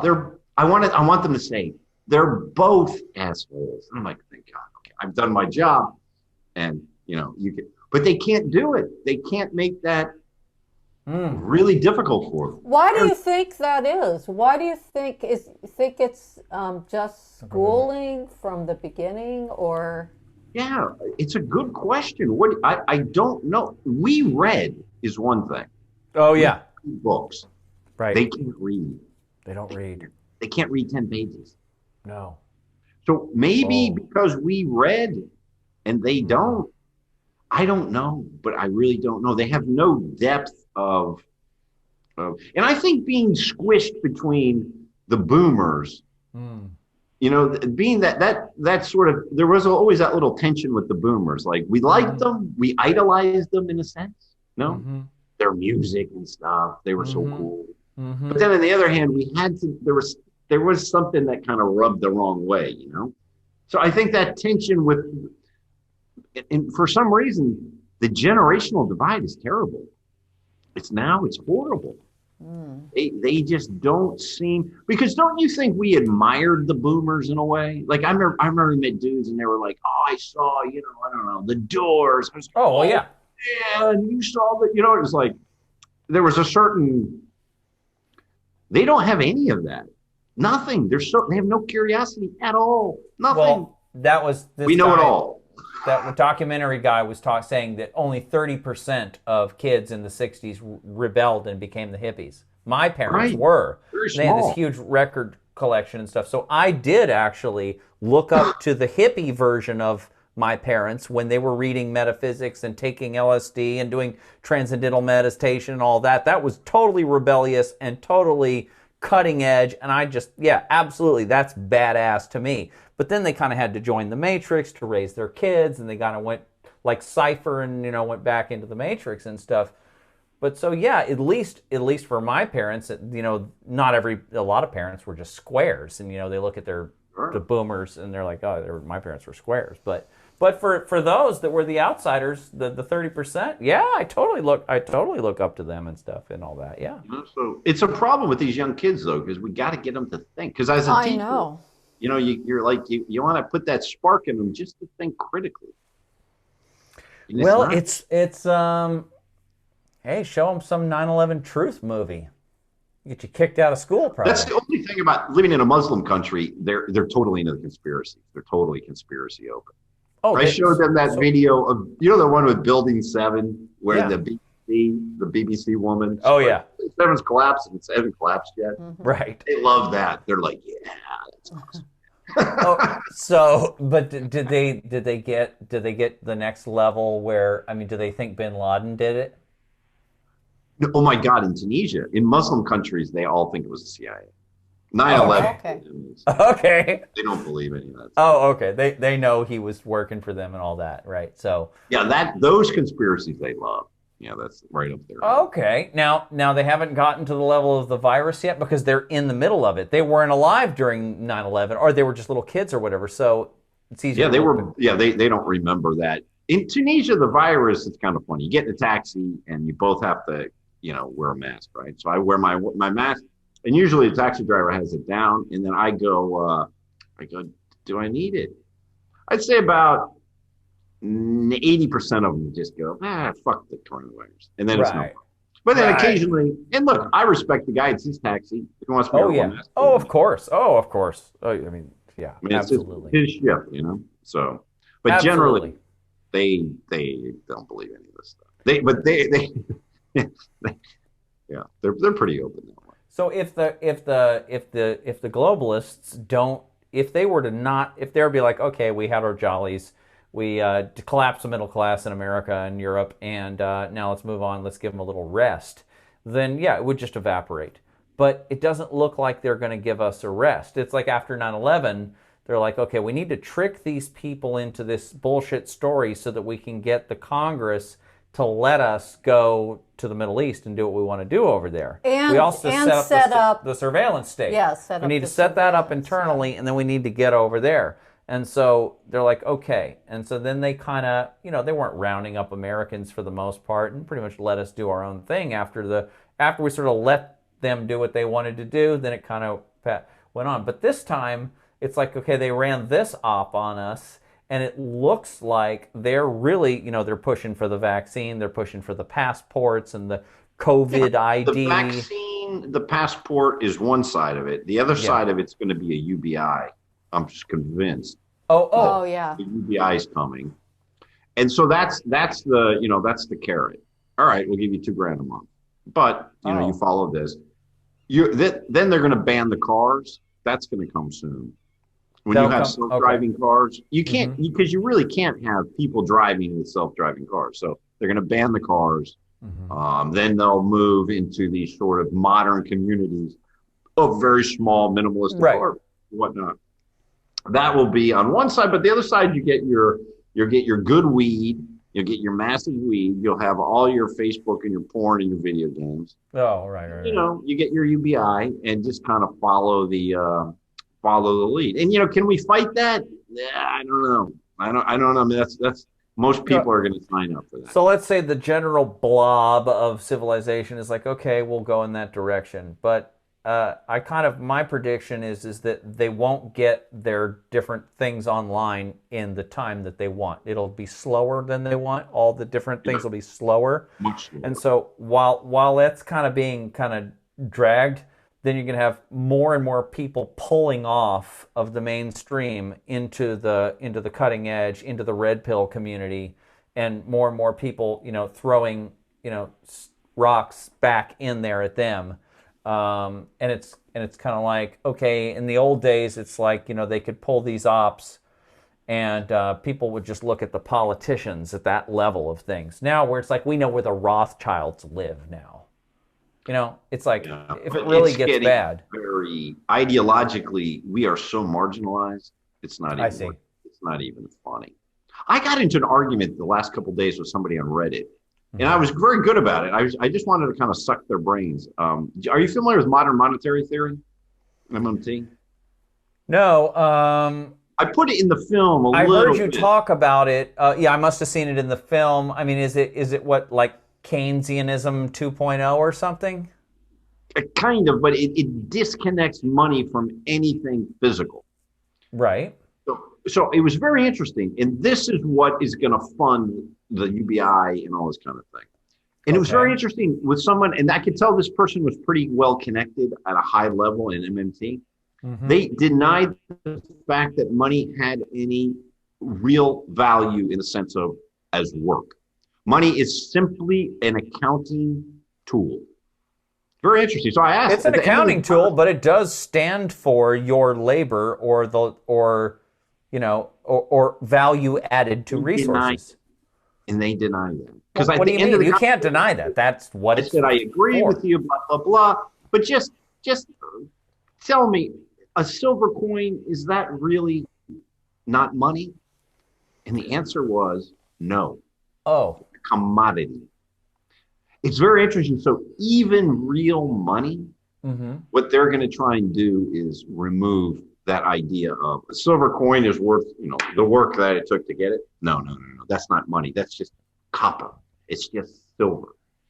So they're going at everything. So I think but let's let them do that. Okay, right. And then I'll create my own community currency. I'll use a crypto or whatever, and I'll have a program like online banking program, and I'll have credit cards and all that, whatever. Or I'll just have a script, and we'll have it at the community level, and they can do their own little thing and stuff like that. Maybe I'll use their system when I have to pay this or that out there, and then I'll just totally go off the grid and stop using their system. But I think that's what we're going to have to do. People, like-minded people, are just going to have to kind of have play both ends of it. Kind of play one game and then play the other. Do you guys know Robert Phoenix? You don't know Robert Phoenix? No, I'll write that one down too. Robert Phoenix? He's a friend of Freeman. Okay. Yeah, check out his website because he's near Austin. He's okay. Really good astrologer. Okay. But he's kind of creating sort of a community a little bit. But I think the idea is we need to maintain the kind of these communities of like-minded, because there's not that many. There's not that many of us. Well, and they're going to marginalize what level. There's a lot of people who are red-pilled and understand the scams that are going on, but they don't get to the Jungian level, the metaphysical level yet. And to have these types of conversations are completely taboo. I mean, this conversation we can't have on like mainstream media. It's impossible. And even on YouTube now, it's getting died. Oh, I know.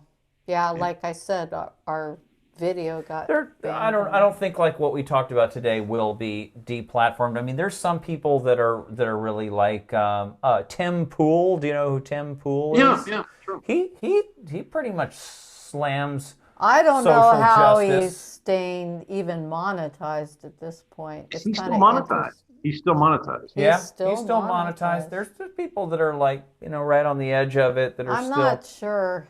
There might be something going on. I think guys like him are gonna they're now, but like they'll fall 6 months, 8 months. They'll eventually. Yeah, I think so. He's already setting up his own thing. Yeah. So it's like now to me, like, okay, community. You know integral theory. Yeah, you know integral theory. So we're talking about second tier. Mm-hmm. In spiral dynamics, we're talking about the yellow meme. Right. Or what's after green. And I've been thinking that this might be the same for the transition from all V memes or all stages to the next, that there's a moat of shadow material separating them. That's why there's always these wars and stuff that, let's say but you have these stages go from sort of collectivist to individualist, to collectivist into individualist. And everybody is sort of operating in a paradigm at any one period of time through history where they have the collectivist aspect of life and then they have the individualist aspect, and they kind of put them together as a sandwich, and that's your cultural reality. And so like America had the I know the spiral dynamics color scheme more than the integral one, but it's the blue V meme, which is the monotheistic religion, and then you had the Renaissance and science and modernism, and that was the orange meme, and that was an individualistic meme that said, it said get off my back, and it led to the Reformation. So there was that kind of sandwich kind of made America, where you had sort of this collectivist, Christian collectivist, and then you had this new cutting-edge, modernist, capitalist kind of enlightenment meme on top of that, and that was your sandwich. And then now you're kind of losing the Christians and stuff, and you still have the orange meme, you still have the capitalism, you still have the Wall Street, and you have all that, but then you're getting the green meme in for your collectivism. And that's where your progressivism and your postmodernism is, and all that kind of stuff. And the problem is that it's all moving fast, and the green meme is so... Well, if you look at the green meme in Europe, if you actually go to Holland, you've been to these places, you go to talk to the Dutch people, or you go to talk to the Danish people, where the green meme is really strong there, you'll find that they're sort of... Their egalitarian values are truly built into them, and they truly believe in them. They're not just superficial platitudes and virtue signaling, right? They're more deeply ingrained. Like you get into Sweden, they feel so strongly about those that they're not rooted, that they're having all these massive problems, because the green meme is so empathetic and inclusive They can't understand that there's all these traumatized war victims that are coming in from Syria, and they're running the red meme like crazy, and they're just coming into Sweden. And the green meme has that Christian thing in it. It does. It has that collectivist, we're all in this cult. Yeah. All the collectivist memes have that. So, but you can't believe these Nordic countries, the green meme is like really profound. But it's I was deeper. Hanging out with this guy from Finland. Uh-huh. It was heavy shit. Okay. I started laughing a little bit. Okay. And it was like, no, the guy was saying, I mean, he did the whole thing like with his daughter, and his daughter's like, Daddy, why are you traveling so much and contaminating the earth? And, like, I mean, like real heavy shit. Oh. It's gotten to like extreme, like Americans can't even imagine, because the thing is, these people are pretty sophisticated when they use these sort of, they're much more sophisticated on an ideological basis. So they can really kind of come at you, and they are really hardcore. Wouldn't you say they're Puritans? Because I mean, totally, they're Puritans. Yeah, it's like Calvinism. Yeah, they're like Calvinists. No, it's totally. Crazy. Totally. And so how do we deal with that? I have no idea. I mean, it's just going to be heavy. Well, so now there's a cutting edge of folks who, and I don't know what the percentage is, but it's very small. And these are the people who have been able to take the positive values of the green meme, right? All the legitimate stuff in the green meme, the feminism, the civil rights movement, like that, the civil rights stuff, egalitarianism, stuff. Even postmodernism, where you say truth is subjective. Okay, you're right, it is, because all human perception is subjective. Been able to take postmodernism and put that into place and actually been able to use it. Okay, take the best of the green meme. That's and we're all, we're all sentient consciousness, like you were saying earlier, and we are truly all in this together. We are really one big global brain, okay, great, take all that. And we do need to hook back in with nature, and we are contaminating nature, and we are too separate from nature. Okay, great, that's all green meme. Take that, keep that. And then that's your collectivist meme, the healthy aspects of it. And then your individualist aspect for the other side of the sandwich, your masculine side, the yellow meme, the second tier meme, the next thing, it's called teal or something, I think, in Integral. Teal, I think he calls it teal, yeah. Teal in Integral. And that's your masculine, that's your individualist side, and it's a systems thinker. It's like a Jungian or a Campbell or somebody that can look at all these different paradigms and be able to say, okay, I'll take that piece from that, and that piece from that, and that piece from that, and that's a good viewpoint, and that's a good... And what do you think that looks like, though? What do you think? It looks like the person who truly can live, we call it hold-on jumping, being able to actually put your mind in the mindset of somebody who's a Calvinist, or somebody who's a social justice warrior, or somebody who's in all these different operating systems, and go into that operating system and start writing scripts from that operating system as if that was your operating system. And they go, okay, that was useful. Let's go to this operating system now. Right from that operating system. It's a hold-on jumper. You can see, you understand, you can be out of the simulation itself too. It's a self-awareness. You're out of the movie of life. You're out of the simulation. You can look at the whole picture. You can look at all these scripts. They're all pieces. They're all part of the... And you can utilize them and interact with them when you need to, but you don't become possessed by them. And you truly understand as above, so below. Right. And everywhere you go, I'm slapped in the face with this. Okay, what is it? Okay, it's a social justice warrior, or it's an AI. It's a new startup that's into AI, or whatever it is. It slaps you in the face and says, "Here I am," and you want to understand it, and you go, "Well, what is the macrocosm of it? What is the microcosm of it? Where is it inside the? What is the greater version of it? What is the minor version of it?"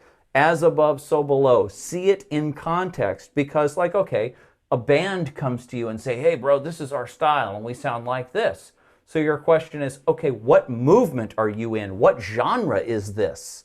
Okay, great. And then go down below that and be like, well, what scales are you studying? What are you using? What are the techniques you're using? You can kind of go above and below the thing. Yeah, and there's one other aspect too, which is deeply, personally, and collectively the shadow of all the different systems. And and your own shadow, right? And that's what I'm saying, yeah. And then to get there, you have to go through this moat. Like the integralists, they say, when you get to green, that's the end of first tier. Then there's a separation there, and then they say, then you start going into second tier. That, to me, that's Donald Trump's swamp.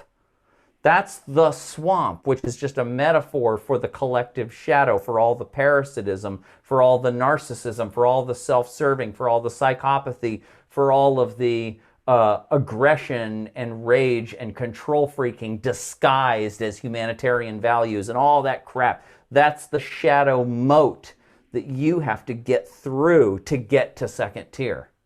You know, I always use that as a litmus test for people. When you ask somebody about Donald Trump, yeah, if they go into QAnon, he's going to save us, or if they go into use the devil, then you realize they don't get it. You know? That's a litmus test for second tier people, or people who are around there. Yeah, but when you talk to people who can kind of laugh at them, but see, you know what I mean? It's when you can, then you're like, oh, thank God. You know, no, it's our litmus test too. Are you uncharged about Donald Trump? Yeah, I mean, exactly. That's the litmus test. Yeah. I really think it is. It's a great one. Thank God we have that now. Yeah, it really is. You can just ask a couple of questions and then you're like, okay, I get it. And that's it. I mean, it's just, you move on. We did that with you. We're listening to Freeman, listening to a couple other interviews, and I'm like, okay, where is he on Trump? Let's see where he's at. I did the same thing to you, man. Where is he on Trump? Oh, okay. He said Trump's a trickster.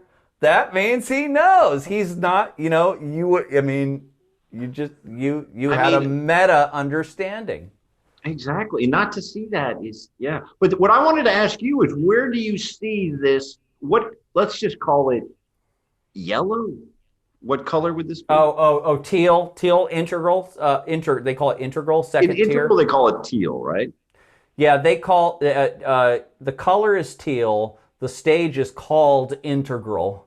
Oh, okay, right. Yeah, I think so. And then it's also the second tier of value sets. Yeah.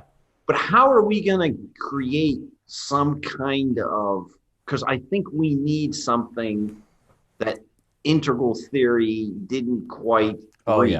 We need something. They didn't do the shadow thing, man. There's something beyond that we got to get to, but it's not easy. They're not in there. It's like the Jungians. It's self-work. It's the real meaty individuation work. It doesn't matter how you do it, but you got to get into the deep, dark, ugly shit. And it doesn't matter where you are in your progress on getting into and integrating all your ugly shit, all your shadow stuff. It only means that you're in the trenches with the rest of us. Exactly. But how do we bring this type of message to people in a way? Because it's a difficult message. It is. I mean, if we went out, imagine if we went on, let's just say, I don't know, some program, Fox News, and we had 15 minutes. What would we say? You know what I mean? But seriously, just imagine we had 15 minutes. How would we condense this? I would tell them that everything that you're talking about all day long, about the collapse of our civilization, is a projection of crap that we're all holding on to in here that we have not been getting to the bottom of and excavating. And that's our job right now, is to take responsibility for the microcosm of what we're seeing out there in the macrocosm And that is a hero's journey, an alchemical hero's journey, and it is tough and it is hard, but it wakes your ass up, it grows your ass up, and it gives you more meaning than anything you could ever do in life. And I would also say that by taking 100% responsibility, just what Peterson says, cleaning your own room. This is your room. If you take 100% responsibility for your own internal state and your relationships and your family, and then go out from there, it would solve a lot of issues. People just are operating unconsciously, and then they don't take personal responsibility for what it is that they're creating, and they don't. The whole postmodernism has broken down any moral structure. There needs to be a moral structure. He's talking about first principles, getting back to first principles. Those are there. We can go back to... It doesn't have to be Christian. It doesn't have to be any religion. But now I give you 15 minutes on MSNBC. How do you pitch? Oh, MSNBC? Trump? Do you want to know what Trump is? Do you really want to know what Trump is? Trump is the part of you that still is hurt by your own father. Trump is he's your father. Yeah, he's your father. He's every bad man, every tyrant you ever knew in your life. Patriarch. Yeah, tyrannical coach. Tyrannical coach, except the only thing is that you're seeing your projection on him. He is those things. Those things are in him, and he leaks those things out. And we know that that's true, but you're projecting all of your hurt and your rage and your unhealed trauma onto him to make him more of a monster than he really is. And you're doing a disservice to yourself. And I know you don't want to hear what I'm saying, but you know it's true. But then could you get it to the point where you're actually tell them you're actually projecting your shadow on him? You're seeing that part of the self that you just can't swallow. Yeah, because that's really the shadow, isn't it? I mean, it's that part that we just can't see. Yeah, it's the part that we. Then you could finish with that. And then they'd probably kick you off, but people would get it. A lot of those people, because these social justice warrior kids, they're good kids. Yeah, they want to do good, but they are stuck, like you say, in the shadow. They're traumatized. You know what it is? It's because they grew up, a lot of them grew up of whether, if they even had two parents, a lot of them didn't even have two parents, but they grew up without a family structure of the true being loved. They've been abandoned. They've been abandoned by all the striving careerist parents. That's on the rich side, but it doesn't matter. Some of them grew up in daycare. Some of them had nannies. On TV But there's a deep disconnect. They feel abandoned. They need safe spaces, for God's sake. My God. They're disconnected by nature herself. And they're not taught their traditions anymore. They're not given roots. They're saying you can be anything you want to be. You don't even have to be a gender. But they're not given love, like a deep. And they're not given structure, and they're not given boundaries. Like, you know why they're afraid of the world is because the father, even in astrology, is so true. The father who goes out and comes back, and he's your connection to that world. Right. When you don't have that figure, the world is a scary ass place. Because dad doesn't come in and, okay, I'll show you how to kind of, especially after adolescence. Oh, yeah. You know, I had a discussion with a friend of mine the other day. It was so shocking. Real social justice warrior, but Gen Xer. And hates Trump and all this. And I said, can you imagine 50% of the girls in America are raised without a mother, only by their father? What? No, I said, imagine that. How would girls be without a connection to their mothers? Oh, I see. You're reversing it. Yeah, totally. And I remember, and I said, well, that's what you're looking at with boys here. Yeah. And as a teacher, it's terrifying. I teach at a university. The boys are so messed up. Oh. Ask any teacher. Who are your best students? top 3 or 4, all girls. You know, when you're a teacher, you get the bright ones, the kind of dopey ones. Yeah, there's a couple dopey girls, but all the bright ones are girls. The ones who get stuff done, who actually think, who can do things. You can't count on any of the boys. You can't count on them. They just don't react. I need help with something. 3 girls will raise their hand. They get it. You know what I mean? We have a crisis with they can't research. You just tell them, hey, you know, just look this up. They oh, can you show me where that video is? I can't find it. Terrifying. It's terrifying. And, you know, I was thinking a lot about this. Think about, for example, porn. Porn is affecting boys in a way that's not affecting girls. Yeah, I keep forgetting people watch that shit. And, you know, I was thinking about this because I just don't think girls physiologically are going to sit there and watching porn all day. No, they're not. They're not. But boys will. And then these video games. These video games. Oh, yeah. I don't think, and I know this sounds sexist and everything, but I just don't think girls can spend 8 hours playing, you know, Call of Duty. But boys can. Yeah. It's in their genes. Right. And so the boys are being affected with the family structure because the father figure's gone, and by these technologies that are eating their brains. Simulated battles and simulated sex. Exactly. Oh my God, what did you want when you were 12 years old? That's all you wanted to do was kill people and have sex. I mean, let's face it, 12-year-olds want. Right. But they're getting it. They're getting it. These Call of Duty games, oh my God. I haven't looked at them, but I can imagine. I mean, you feel like you're, you know, in it. Oh, yeah. And so, I mean, you're like, you know, shooting people, and it's great. I told them, I said, right. It's great. Yeah. I would be playing, I wouldn't go to class. I'd be, you know, shooting Germans all day. Oh, yeah. You know, so I really think that there's a crisis there. But what you were saying, I think you need to write this stuff. I think you really need to write it, but you need to get it in a condensed 2,000 kind of word articles. And you know Un's Review. UNZ? Yeah. You know, yeah, you're on there, I think, right? Are you on there? Maybe we could shoot some of those articles off to Ron. He would be into. I could show him, or whoever runs it, them some of my other writings. I mean, I kind of just like I get into when I'm not writing isn't not my primary outlet. It'll be like, you know, when something's there. He does write articles. He's written a lot. I have a lot of. Yeah, there's probably like 15. Are they getting out there? I mean, are they getting read?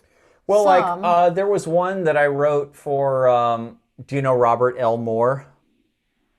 The Jungian, king, warrior, lover, magician, the book. Yeah, it rings a bell. Hold on. King, warrior, magician, lover, Robert L. Moore. He's a Jungian and a fantastic men's movement Jungian. Neo. Yes, I know this guy. Robert Moore. And because I go to that, you know Robert Bly? I'm sure you know Robert Bly. Yeah. Robert Moore used to do Robert Bly's conferences. He would do that conference, and I heard him speak at that conference. So you heard him at Robert Bly's conference, and yeah, he's fantastic, and he's got a whole model of takes Jung's quaternity thing, and he takes he kind of takes Tony Wolf's thing and Jung's, and he makes this 4 archetype model of, you got the 4 major archetypes. This is mostly for men: king, warrior, magician, lover. And then he breaks them down into the immature version, the child version, and the adult version. Right. And then he breaks each of those down into its shadow, and the active side of the shadow and the passive side of the shadow. So you get a shadow manifestation for every time. Like, okay, for the king, you know, when the king is imbalanced, on the active side, his shadow becomes a tyrant, and on the passive side, he becomes an incapacitated weakling. Right. Or the magician, you know, when the magician is imbalanced, you know, he becomes a black magician. Psychopath. He becomes using his power. You know, this is advertising. Become a black magician, or on the other side, he becomes what he calls a dummy. It's one of these people like, like we just said, can you show me where to find that? You say, hey, go read this article by so and so. You'll get all that information that you need. I read it. I don't understand anything. They can't figure anything out. They can't use this, so it's turned off. Or the lover is on the shadow of the lover. On the active side, the lover is the addict. Is an addict, and on the passive side, the lover is impotent. And then the last one was the warrior. Well, on the active side, the shadow of the warrior is sadistic, and on the passive side, the warrior is masochistic. And so then he's got one for the childhood versions. I don't remember them all, but see, he's got this great model. Anyway, Robert Moore was one of these guys that really, I mean, is just a super scholar and just sucked up all this stuff, all this Jungian stuff, and then made his own version of it and just spit it out. Just super prolific and talented, and really stood up and said... And he really did understand the shadow side. Really understood the shadow, and he stood up and he took on his role as a father figure for a lot of people, and a lot of Gen Xers. Mm-hmm. And then he died 5 years ago. Tragically, he shot his... the story is he went insane and shot his wife to death and himself. Really? And yeah, that's the story. And so then what happened was that caused everybody that loved him, in his community, all this grief. And then what we all realized is those of us who were following him, is how much we were projecting onto him. So like I went through and I hadn't even been studying him for years, but maybe for 2 years. And I had a heart wound for about a week or 10 days, just a yucky right here, or something bad had just happened after I heard about Robert. And I wrote an article about it, about what I thought the implications of this were and what had happened and stuff. And so all these Jungians that were into Robert Moore started writing me, and it got out there. I also wrote another article about me using heavy metal music as a way to sublimate shadow material for Depth Psychology Alliance. That kind of got out there. But back to to answer your question, some of my articles have gotten out there, but because I'm not writing primarily and just keep churning them out, then they kind of don't really catch. But they've gotten some hundreds of views. But this idea politically, what you were talking about, like what I gave you, that box thing, if you can put those ideas into something condensed, I think, especially if you had a series, like 5 or 6 articles that you could put out every 15 days, it'd be interesting to see the kind of reaction, because I think no one is really saying that kind of stuff at that level. You know what I mean? What stuff? What stuff? The shadow stuff? Well, just what you were talking about is how would we approach speaking to Fox News types about what they're projecting. And the side, the MSNB crowd. I see. Yeah. How are we? There's nobody talking about that. And there's somebody, I just want to see if I can find this guy. You probably know them. Mm-hmm. There's a channel on YouTube. It's the guy from The Guardian who left The Guardian. I know he left Channel 4 and he started this. I think a lot of the stuff. The guy from I know, the Rebel Wisdom guy. Yes. A lot of the stuff you talk about, it sounds like it would resonate. Well, we can tell you the story about the Rebel Wisdom. We resonate with the Rebel Wisdom guys and sort of feel like we fit in their thing. Yeah, they're a little too green for us, I think. They're a little too postmodern, greeny, and all that, and into that whole thing. They're having to pander to the social justice thing and sort of play lip service to it, and I just will not pay lip service to the social justice warriors at all. But the thing about them is that I can't say that they won't. It's too hardcore for them. That's what I was going to say. We're too hardcore. Little bit, because he comes from Channel 4, so he knows how to do this. He's very bright, that guy. Oh no, I appreciate his work. He brought Jordan Peterson, helped to bring Jordan Peterson up, and all of that. But have you contacted him though with your stuff? Oh yeah, we've been friends on Facebook, and he's seen my stuff. I actually she's had arguments with him. Well, no, because I brought up my experience and his buddy Alexander of sexual.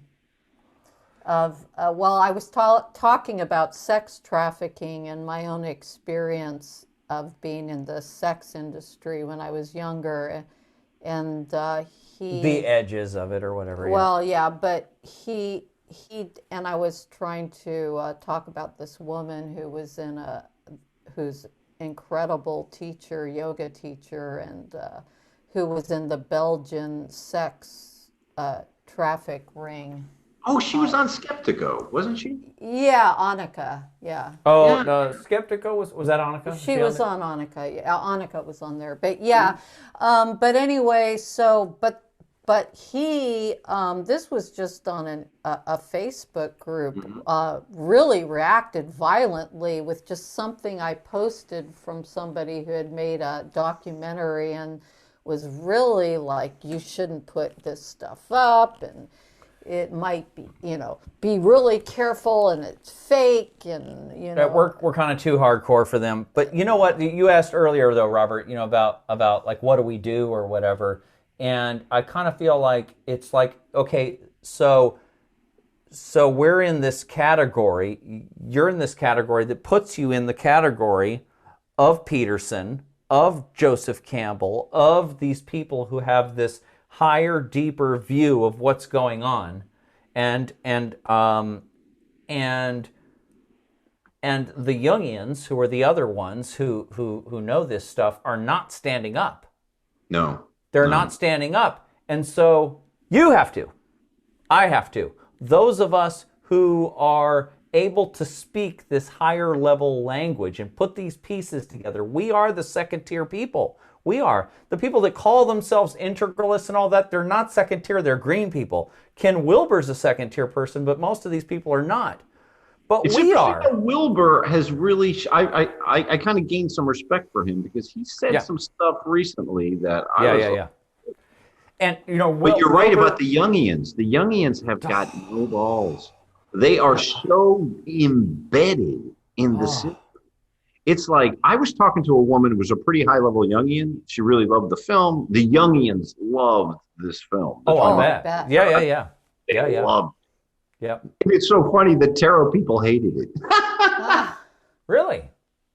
Oh my God, the tarot people hated it. Because all the sort of like pseudo-esotericists, tarot people. Like, there's a whole crew in New York have taken tarot like this postmodern, social justice tarot. Oh no! So SJW tarot set. Yeah, they're like, oh my God, you are, have you ever listened to Aeon Byte? Aeon Byte, Miguel. I think I just subscribed to it because I think I saw you on there. Yeah, that was the guy you interviewed. He was learning some stuff from you. Yeah. He's a great guy, and he's so, because I went on some rant there about Trump being a trickster and everything. Yeah. Like, oh, you're a Trump lover. I'm like, all I said was he's a trickster. But like, it's so funny. They hated it, but the Jungians loved it. But anyway, I was talking to this woman, and then she gave me the whole Trump thing. Like, what are we going to do and everything. It was like, well, you know what I mean? I was very, we got to do something immediately, whatever. But yeah, I didn't want to. I've seen you in interviews kind of having to talk to, like you even said it, you have to talk to people where they're at. Yeah, you can't just throw it at them because it's just not going to work. Oh, but yeah, because the Jungians don't get it. They need to stand up now, immediately. Now they're a lot of them are boomers and they're not standing up, and so I think it's us. I think it's the money too. If you're making $250 an hour, for, let's face it, talk about pseudoscience, $250 an hour. Are you kidding me? Who can afford that? First of all, and second of all, let's face it. That's it's not like you're, this isn't quantum physics here. Man, that's just... so when I hear that, I just think they're afraid of losing business.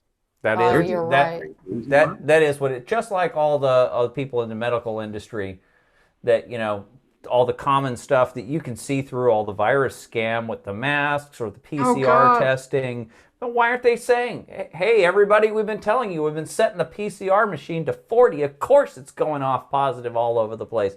How come they're not standing up? There's thousands of lab technicians that know. Usually we set the thing to 20 or 25 to detect something, and now we're setting it to 38 to 40. This is bogus. They know. They're not saying anything. But yeah, they're afraid. And they're afraid. In the health thing, like even if you go into, like, I lived in China and I got real into like Chinese medicine. Mm-hmm. That shit works. Oh, yeah, it does. Works. Yeah. Acupuncture, don't ask me how. I have no idea how it works, but I know I had a couple problems and they fixed it. Yeah. So it works. I've been to them for that. Yeah. And that whole thing in the medical industry, so who's telling the truth? If you have Jungians won't tell the truth, right? Doctors won't tell the truth. Right. Who's telling the truth? Well, and I'm not a doctor. I can't explain how Chinese medicine works. It's not my field, but somebody certainly figure. I'm sure somebody understands what's going on there. It has to be people who can talk. Can you tolerate living on the poverty line if you have to keep your integrity? And if the answer is yes, then you could be able to do it. If the answer is no, well, then you can't do it. Doesn't mean you have to, but could you? Have you ever done that? That's. And you know what? That's the only difference between me and them. If I had spent $200,000 getting my PhD and whatever, and I'm getting paid $250 an hour to listen to some clown talk about his mother, I'm going to give that gig up. But like you said, basically I live on the poverty line. So you know what? Shoot me. You'd be doing me a favor. I want to pay the rent that I don't have. You know what I mean? Yeah. It's a lot easier. It's a lot easier. That's what I've been doing. Right now, we're living in my mother's and her husband's second house, which is an investment property that they're not there very much. And so we left California after I was there for 30 years. She was there for her lifetime. Well, I've lived in other places, but you're from there, from the Bay Area. There. Yeah. And I was living in, I had a mastering studio, recording studio, and it was my band practice space for when I was active with music. And it was a roll-up door warehouse, it was kind of built out to a loft. And the rent was, over the last 20 years, it was between $800 and $1,200 a month. It wasn't down in San Francisco. It was out in Pacheco, which is up in Contra Costa County, about 45 minutes from San Francisco. And rent was cheap out there, kind of an industrial area. And I lived and worked and played at my warehouse. And then I sublet out a couple of rooms and stuff. So all my bills were down to $800 a month for everything.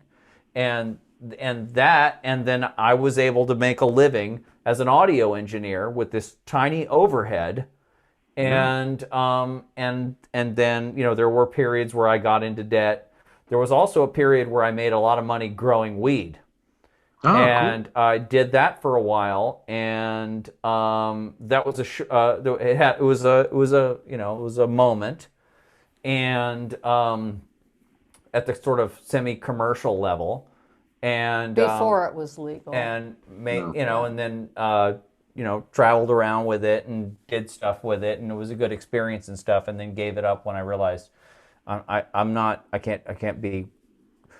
not growing up as a human being. I can't be an adult that just is that's a kid's thing to do, just to grow weed. You know what I mean? And it's just, I had to so I voluntarily gave it up. And then for the next year, I sold a lot of the stuff that I had bought, when I had money, cars and guitar amplifiers and stuff like that, expensive stuff. I'd sell one piece of equipment per month to pay the rent or whatever, and start building up my business that I had been neglecting for those years.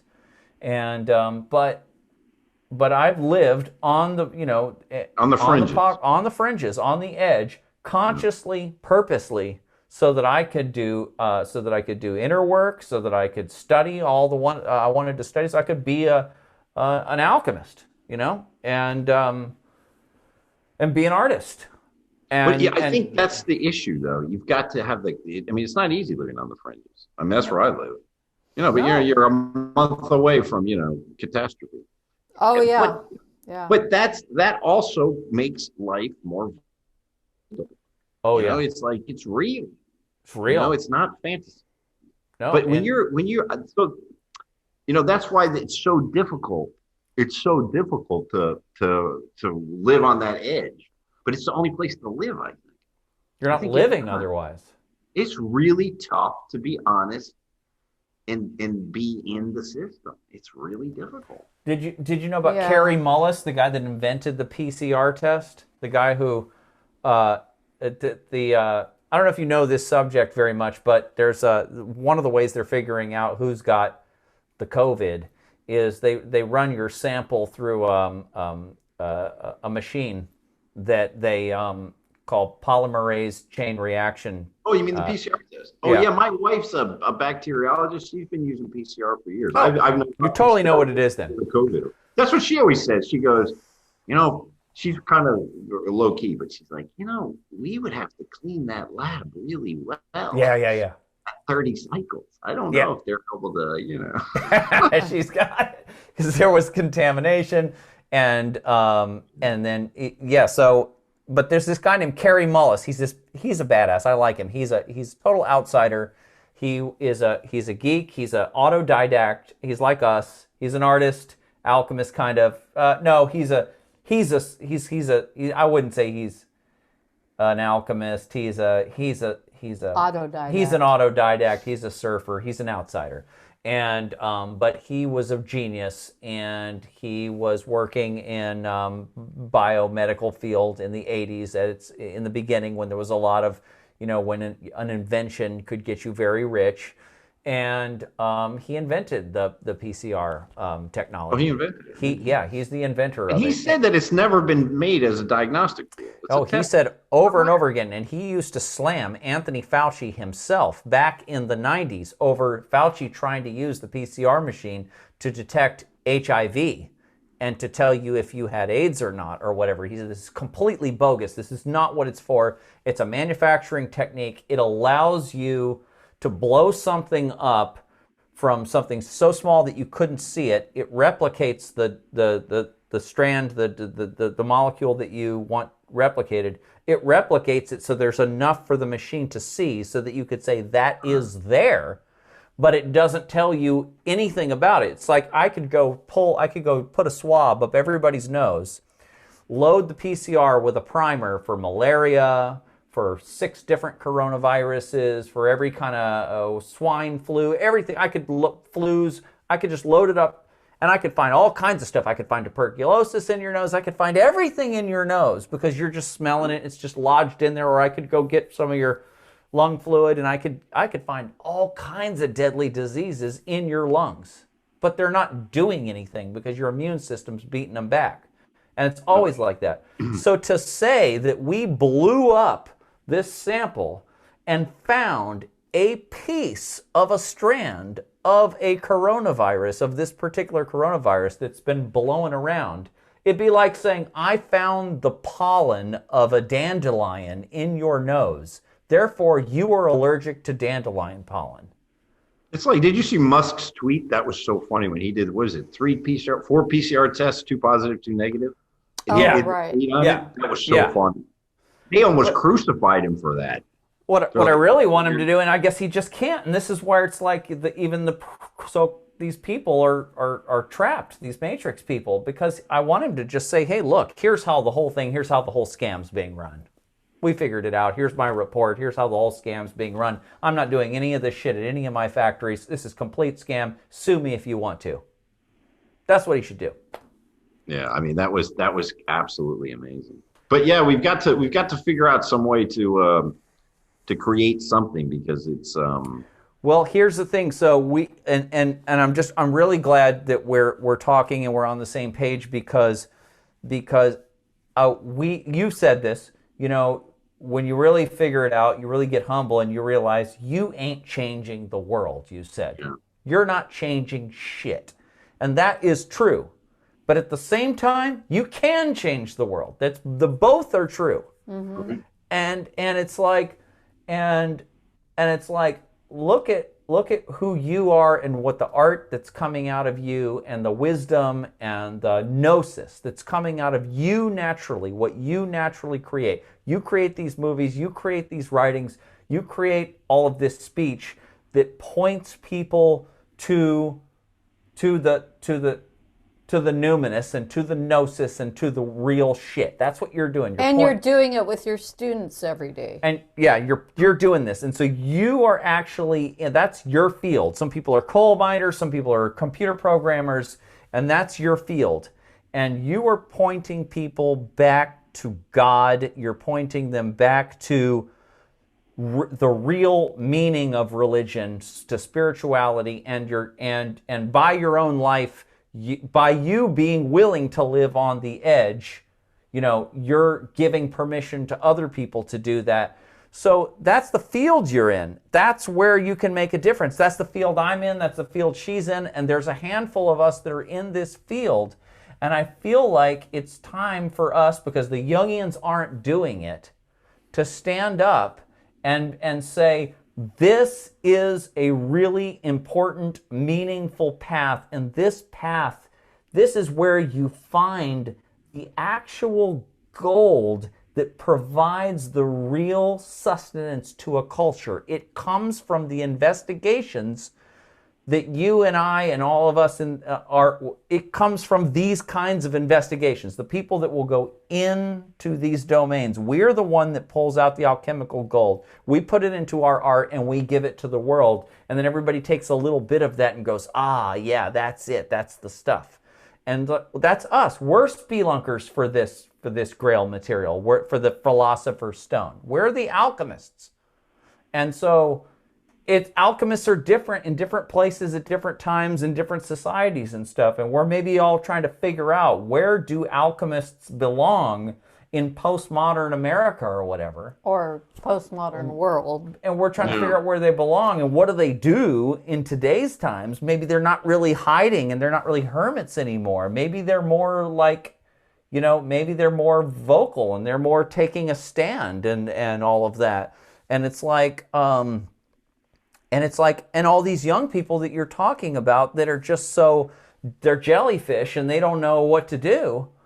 And it's like, well, we have something for them to do. We got a lot of work for them to do. There's a lot of gold mining that needs to happen. And there is a pretty nice community out there of people, like, I don't know, like Freeman, for example. Yeah.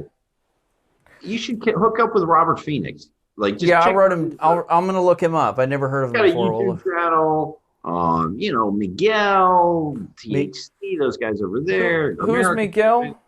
Miguel Connor from AM Bite. Oh, that's his name. Yeah, right. Miguel.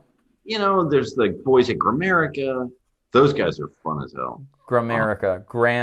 All these. There is a certain kind of it's like an Alex at Skeptico. Oh yeah. Alex, very interesting dude. But here's my one issue though is that you can take. Okay, so this is like a cultural little corner, a little milieu or genre. It's like a little corner, kind of like-minded people, kind of help each other out. That I like that, but you know what? But what I it's like all these kind of fields are like this. Like let's say Integral or whatever. They just become scholars and observers of the field and of the phenomenon. And it's like Jung saying, I don't want to be a Jungian, because Jung is actually just diving into the cave and just pulling this out and going, what is this? How does that stick to this? I mean, he's just doing it and just, who cares what label it is, and just doing it. And then there's the people who are talking about what Jung did and all that. It's map making versus explorers. Right. Well, okay. So, cartographers and explorers. Yeah. And I think we want to be explorers. The mind wants to, and especially the masculine mind, but female have, the animus anyway.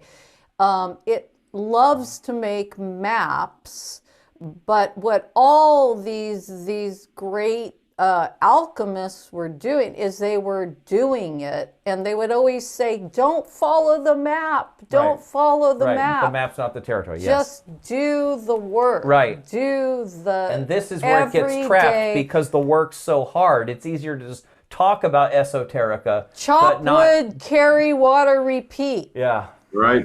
Yeah. No, it's yeah. And but check out Miguel's work though, because he has that new series he's got about Hermes. Is helping people. Like Miguel was an addict, So he really helps people who's had, issues that way. Oh, yeah. He does a lot of work with folks that way. He's really into AA. But I like AA not too. in like the heavy kind of like in the cool way, the cool side of AA. He's really, I like the cool side of AA. He does kind a lot of good work for people like that way, trying to help people. Yeah, no, I'm generally pretty positive about AA in general. Yeah, I think it's a good thing. So no, but I know what you mean. But I think we kind of have to. We do have to create some kind of community a little bit, not too much, not too heavy, but just like that. Yeah, we don't need to create a cult. You know what I mean? But keeping it light, but we can kind of help each other out, and then that's the way to get this thing, like you said, get the work out there. Yeah. But we all kind of have to. But like it's because it's difficult. It takes a long time to get to the work. It's not easy. Well, I have this idea. I know it's very late for you. Yeah, I'm gonna have to run soon. I just gotta check. You should go. Actually, I'm waiting for Miguel's I gotta do a test with him. But yeah, he hasn't. Oh, really? This late? Oh, it's not for him. Yeah, right. Oh, I see. Oh, okay. Sorry. Sorry about that. Last thing then is that, and maybe we could talk about money sometime. And I just thought that that you have so many good talks on money that we'll just point people to those. But I was in a period where I was looking at alternative currencies and stuff, and I was reading Thomas Greco, and so to sort of picking up, what is this? Just the vibe of all this, and I imagine. Do you know what eco-villages are?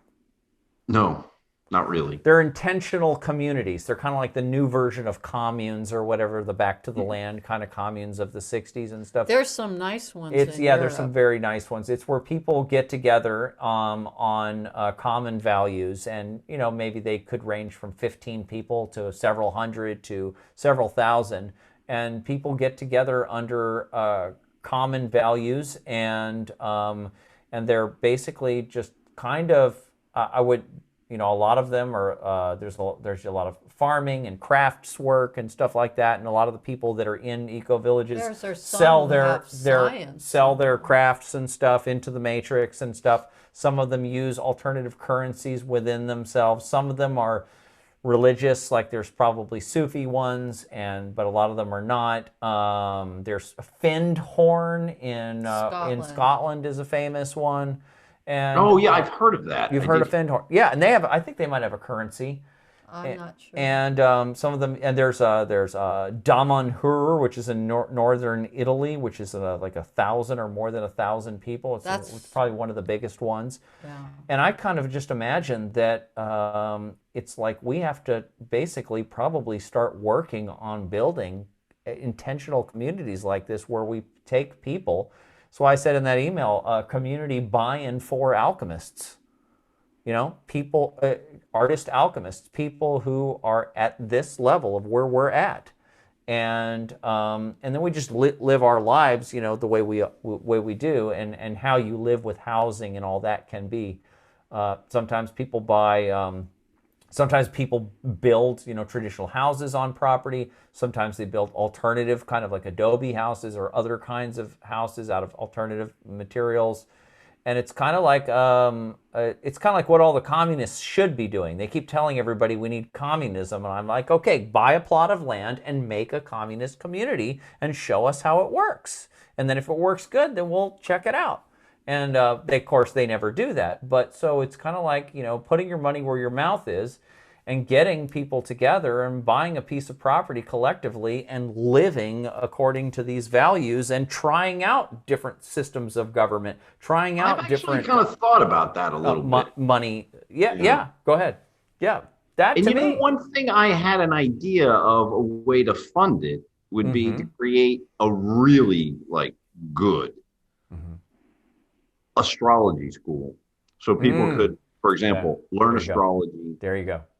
Learn tarot, for example. So you could fund it with physical classes. Yeah. And then, of course, alchemy is fundamental to that. But you can't throw that immediately at them because it gets them freaked out.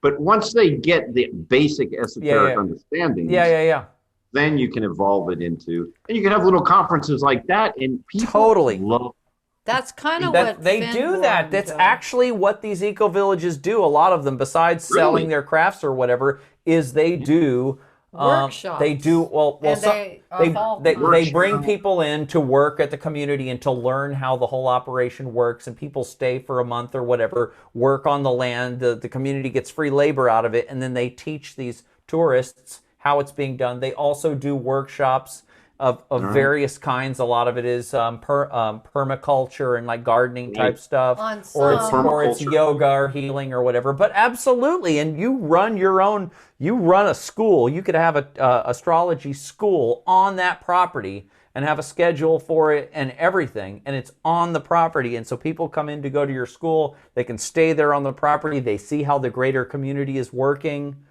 And they take that information, then they leave. And so, yeah, the rest of the community the greater community is coming in and out of this micro community and learning from it, and it is seeding the greater culture. And the permaculture thing, I think, is super interesting. Yeah. Because that's another thing, like you said, people come in, they learn it. Yeah. And so you can practice it, teach it, intern it. You know, you get these kids in, you say, look, 3 months, you're 19, you get a place to sleep. Oh, yeah. I was in an island once. I was on the coast of Cambodia for a couple months once. Mm-hmm. And this guy had built these houses. Do you know that crazy guy? Not crazy guy. Wild guy in Arizona made those houses out of tires. Oh, yeah. Garbage warrior. And so this guy made these cabins out of tires. Yeah. They were so cool. Yes. Coke bottle walls. Yes. Like beer bottle walls and shit. Yes. It's awesome. But you know what this guy did? He would get these kids in. He'd have them work for free. Right. They got to sleep. No. Right. He gave them 2 meals. That's how it's done. And they sold in Cambodia. They sold weed for him. So they sold the weed. And wow. And that's how they made their cash. But in Cambodia, everyone smokes. Everyone was like, so it was like cool. They got to hang out on the beach. They got fed. And they had to work 4 hours a day in his bar cafe, and then they sold weed, and that's how they got their cash. And so it was a great system. It was like everyone was happy. The weed thing is funny, but even without the weed, a lot of these eco-villages do that. They invite people in, they teach them the system, how it works. You live on the property, you contribute, you stay there for a month or whatever it is, and then you leave. Some people end up staying if you want to get interviewed to see a lot of them have like a year-long kind of trial basis and all that. Mm. There's a lot of green meme people there, but the thing about the green meme people in these eco-villages is they're right at the cutting edge of second tier, because they're not asking for a handout. They're they're self-sufficient people. No. And I got a book over here about Bolinas, California, called "The Town That Fought to Save Itself," I grew up and it's sort of we'll have to talk about it another time because you got to go. But anyway, that is the kind of the direction the elites talk about breakaway civilizations. Well, these are breakaway civilizations. If you have a really successful one of these, hopefully you're tucking in somewhere else and you're sort of out of their thing, because I mean, the IRS will, you see how they are. They'll be like, oh, you guys have your own currency. Okay, well, we qualified that as income and you haven't filed for 17 years. So, and so the crooks will come in and try to mess with you. They and so to do that one in Italy. Yeah, and so this is one of the pitfalls. This is what's the name of the one in Italy again? It's called Damanhur, Damanhur. Daman, and then Hur. I gotta check that out. They have a really nice documentary on it. They have this. Dude, they have an incredible non-denominational temple with this. It's like underground, or it's in a mountain or whatever. It's cool. Yeah, you got to check out Damanhur. They have their own currency. There's like 1,000 people living there, and it's. So to me, this is it. And you can teach Jungian psychology. You can teach all the esoteric sciences there. I mean, it can be a hub where people go to learn esoteric sciences and or whatever you want. You can have eco communities that are people that are just, I mean, an Amish is basically like Amish community is basically like an eco village.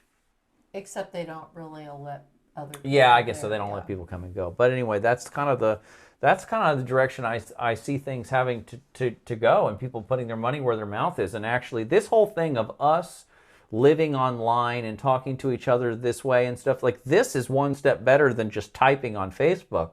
Right. But the fact of the matter is that people that are like-minded like this, we should be living together and struggling together. Yeah. Because that's human.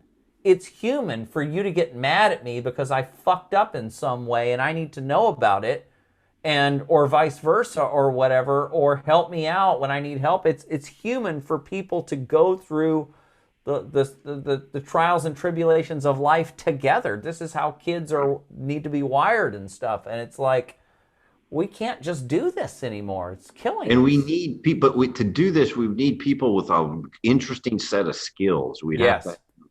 No, you're right. You have to, at first, when you build these kind of things, you're totally going to have to do that. You're going to have to sort of pick and choose the players, like the first 25 people. That you got to pick and choose those people with skill sets and mindset. Exactly. And then start, and you're welcome. We've been doing every other week. We just started doing these Zoom calls where it's just basically like, get on open. Here. Just get open. Anybody that wants to just come on and talk about whatever. It's kind of just a way for people to kind of feel that, people that are in our mindset to just get off of Twitter and get into at least this kind of a, at least as a camera. That's a great idea. Are you going to put this online or? Yeah. Yeah. Do you want it to go online? Yeah, I got no problem. I don't think I said anything too crazy. No. Anyway, if I have it here, I've said it someplace else. You've said it someplace else. I don't think you said anything that's too hardcore. I listen to all kinds of talk. I listen to Alex Jones.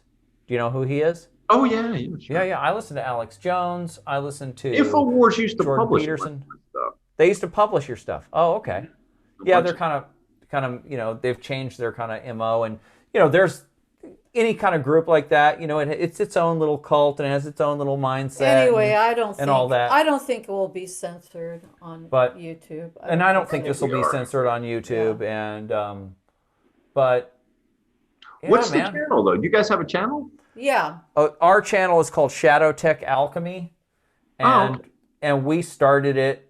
I don't know what, a year ago, and we did, or 6 or 8 months ago, and we did about 20 podcasts, which is just me and Melissa talking. And then we did a couple other interviews. We did an interview with Paul Levy, and we did one with C. Michael Smith, who's a Jungian shaman, and he's great. He mixes indigenous shamanism with Jungian and other modalities, and then we kind of put off pushing the whole thing because we made the decision that we were going to leave California one way or another. We didn't know we were going to come here or do what. We just knew, I'm selling my shit, I'm putting it in storage, and we're getting the hell out of here because this is zombie land. California, and it just was now. Gone. And so we just left. And then we came here, just supposed to just come here for a month and stay at my mom's property. But then we found out that my mom needs a lot of work on her other property, and she needs a lot of work helping her organize a lot of stuff. And so we've been just working on organizing a lot of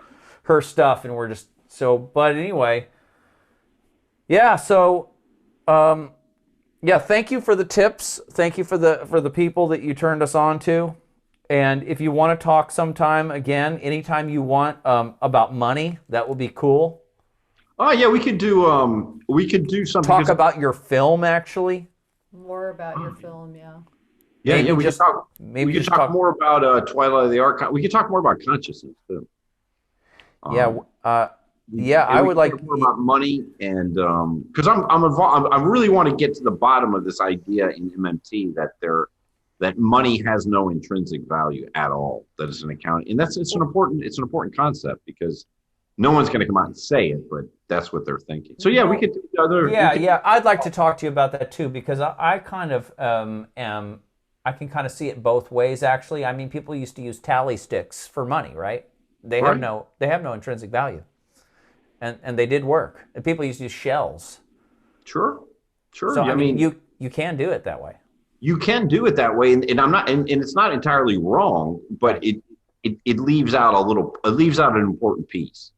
And so I want to really understand that.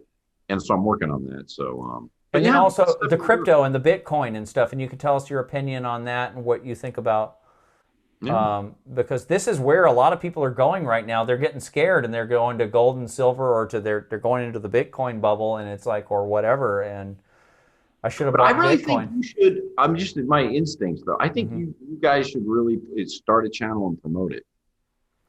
Well, you should tell me how to promote it, because every time I try to share stuff these days, you know, we have a little bubble. We do have a little bubble of people who are esotericists, and people who, and I do Facebook posts from time to time where I just hold up the camera and I just start talking to it, and I write articles from time to time, and other posts that are deep. And yeah, I mean, I get, like, you know, like I did a Facebook thing that was got, like, I don't know, it got shared around like 25 shares and like 1,000 or 1,200 views or something. And so some people are seeing that, and you know. But it goes back to what we said about.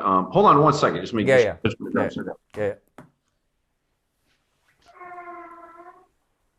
Kitty. That was a kitty meowing. You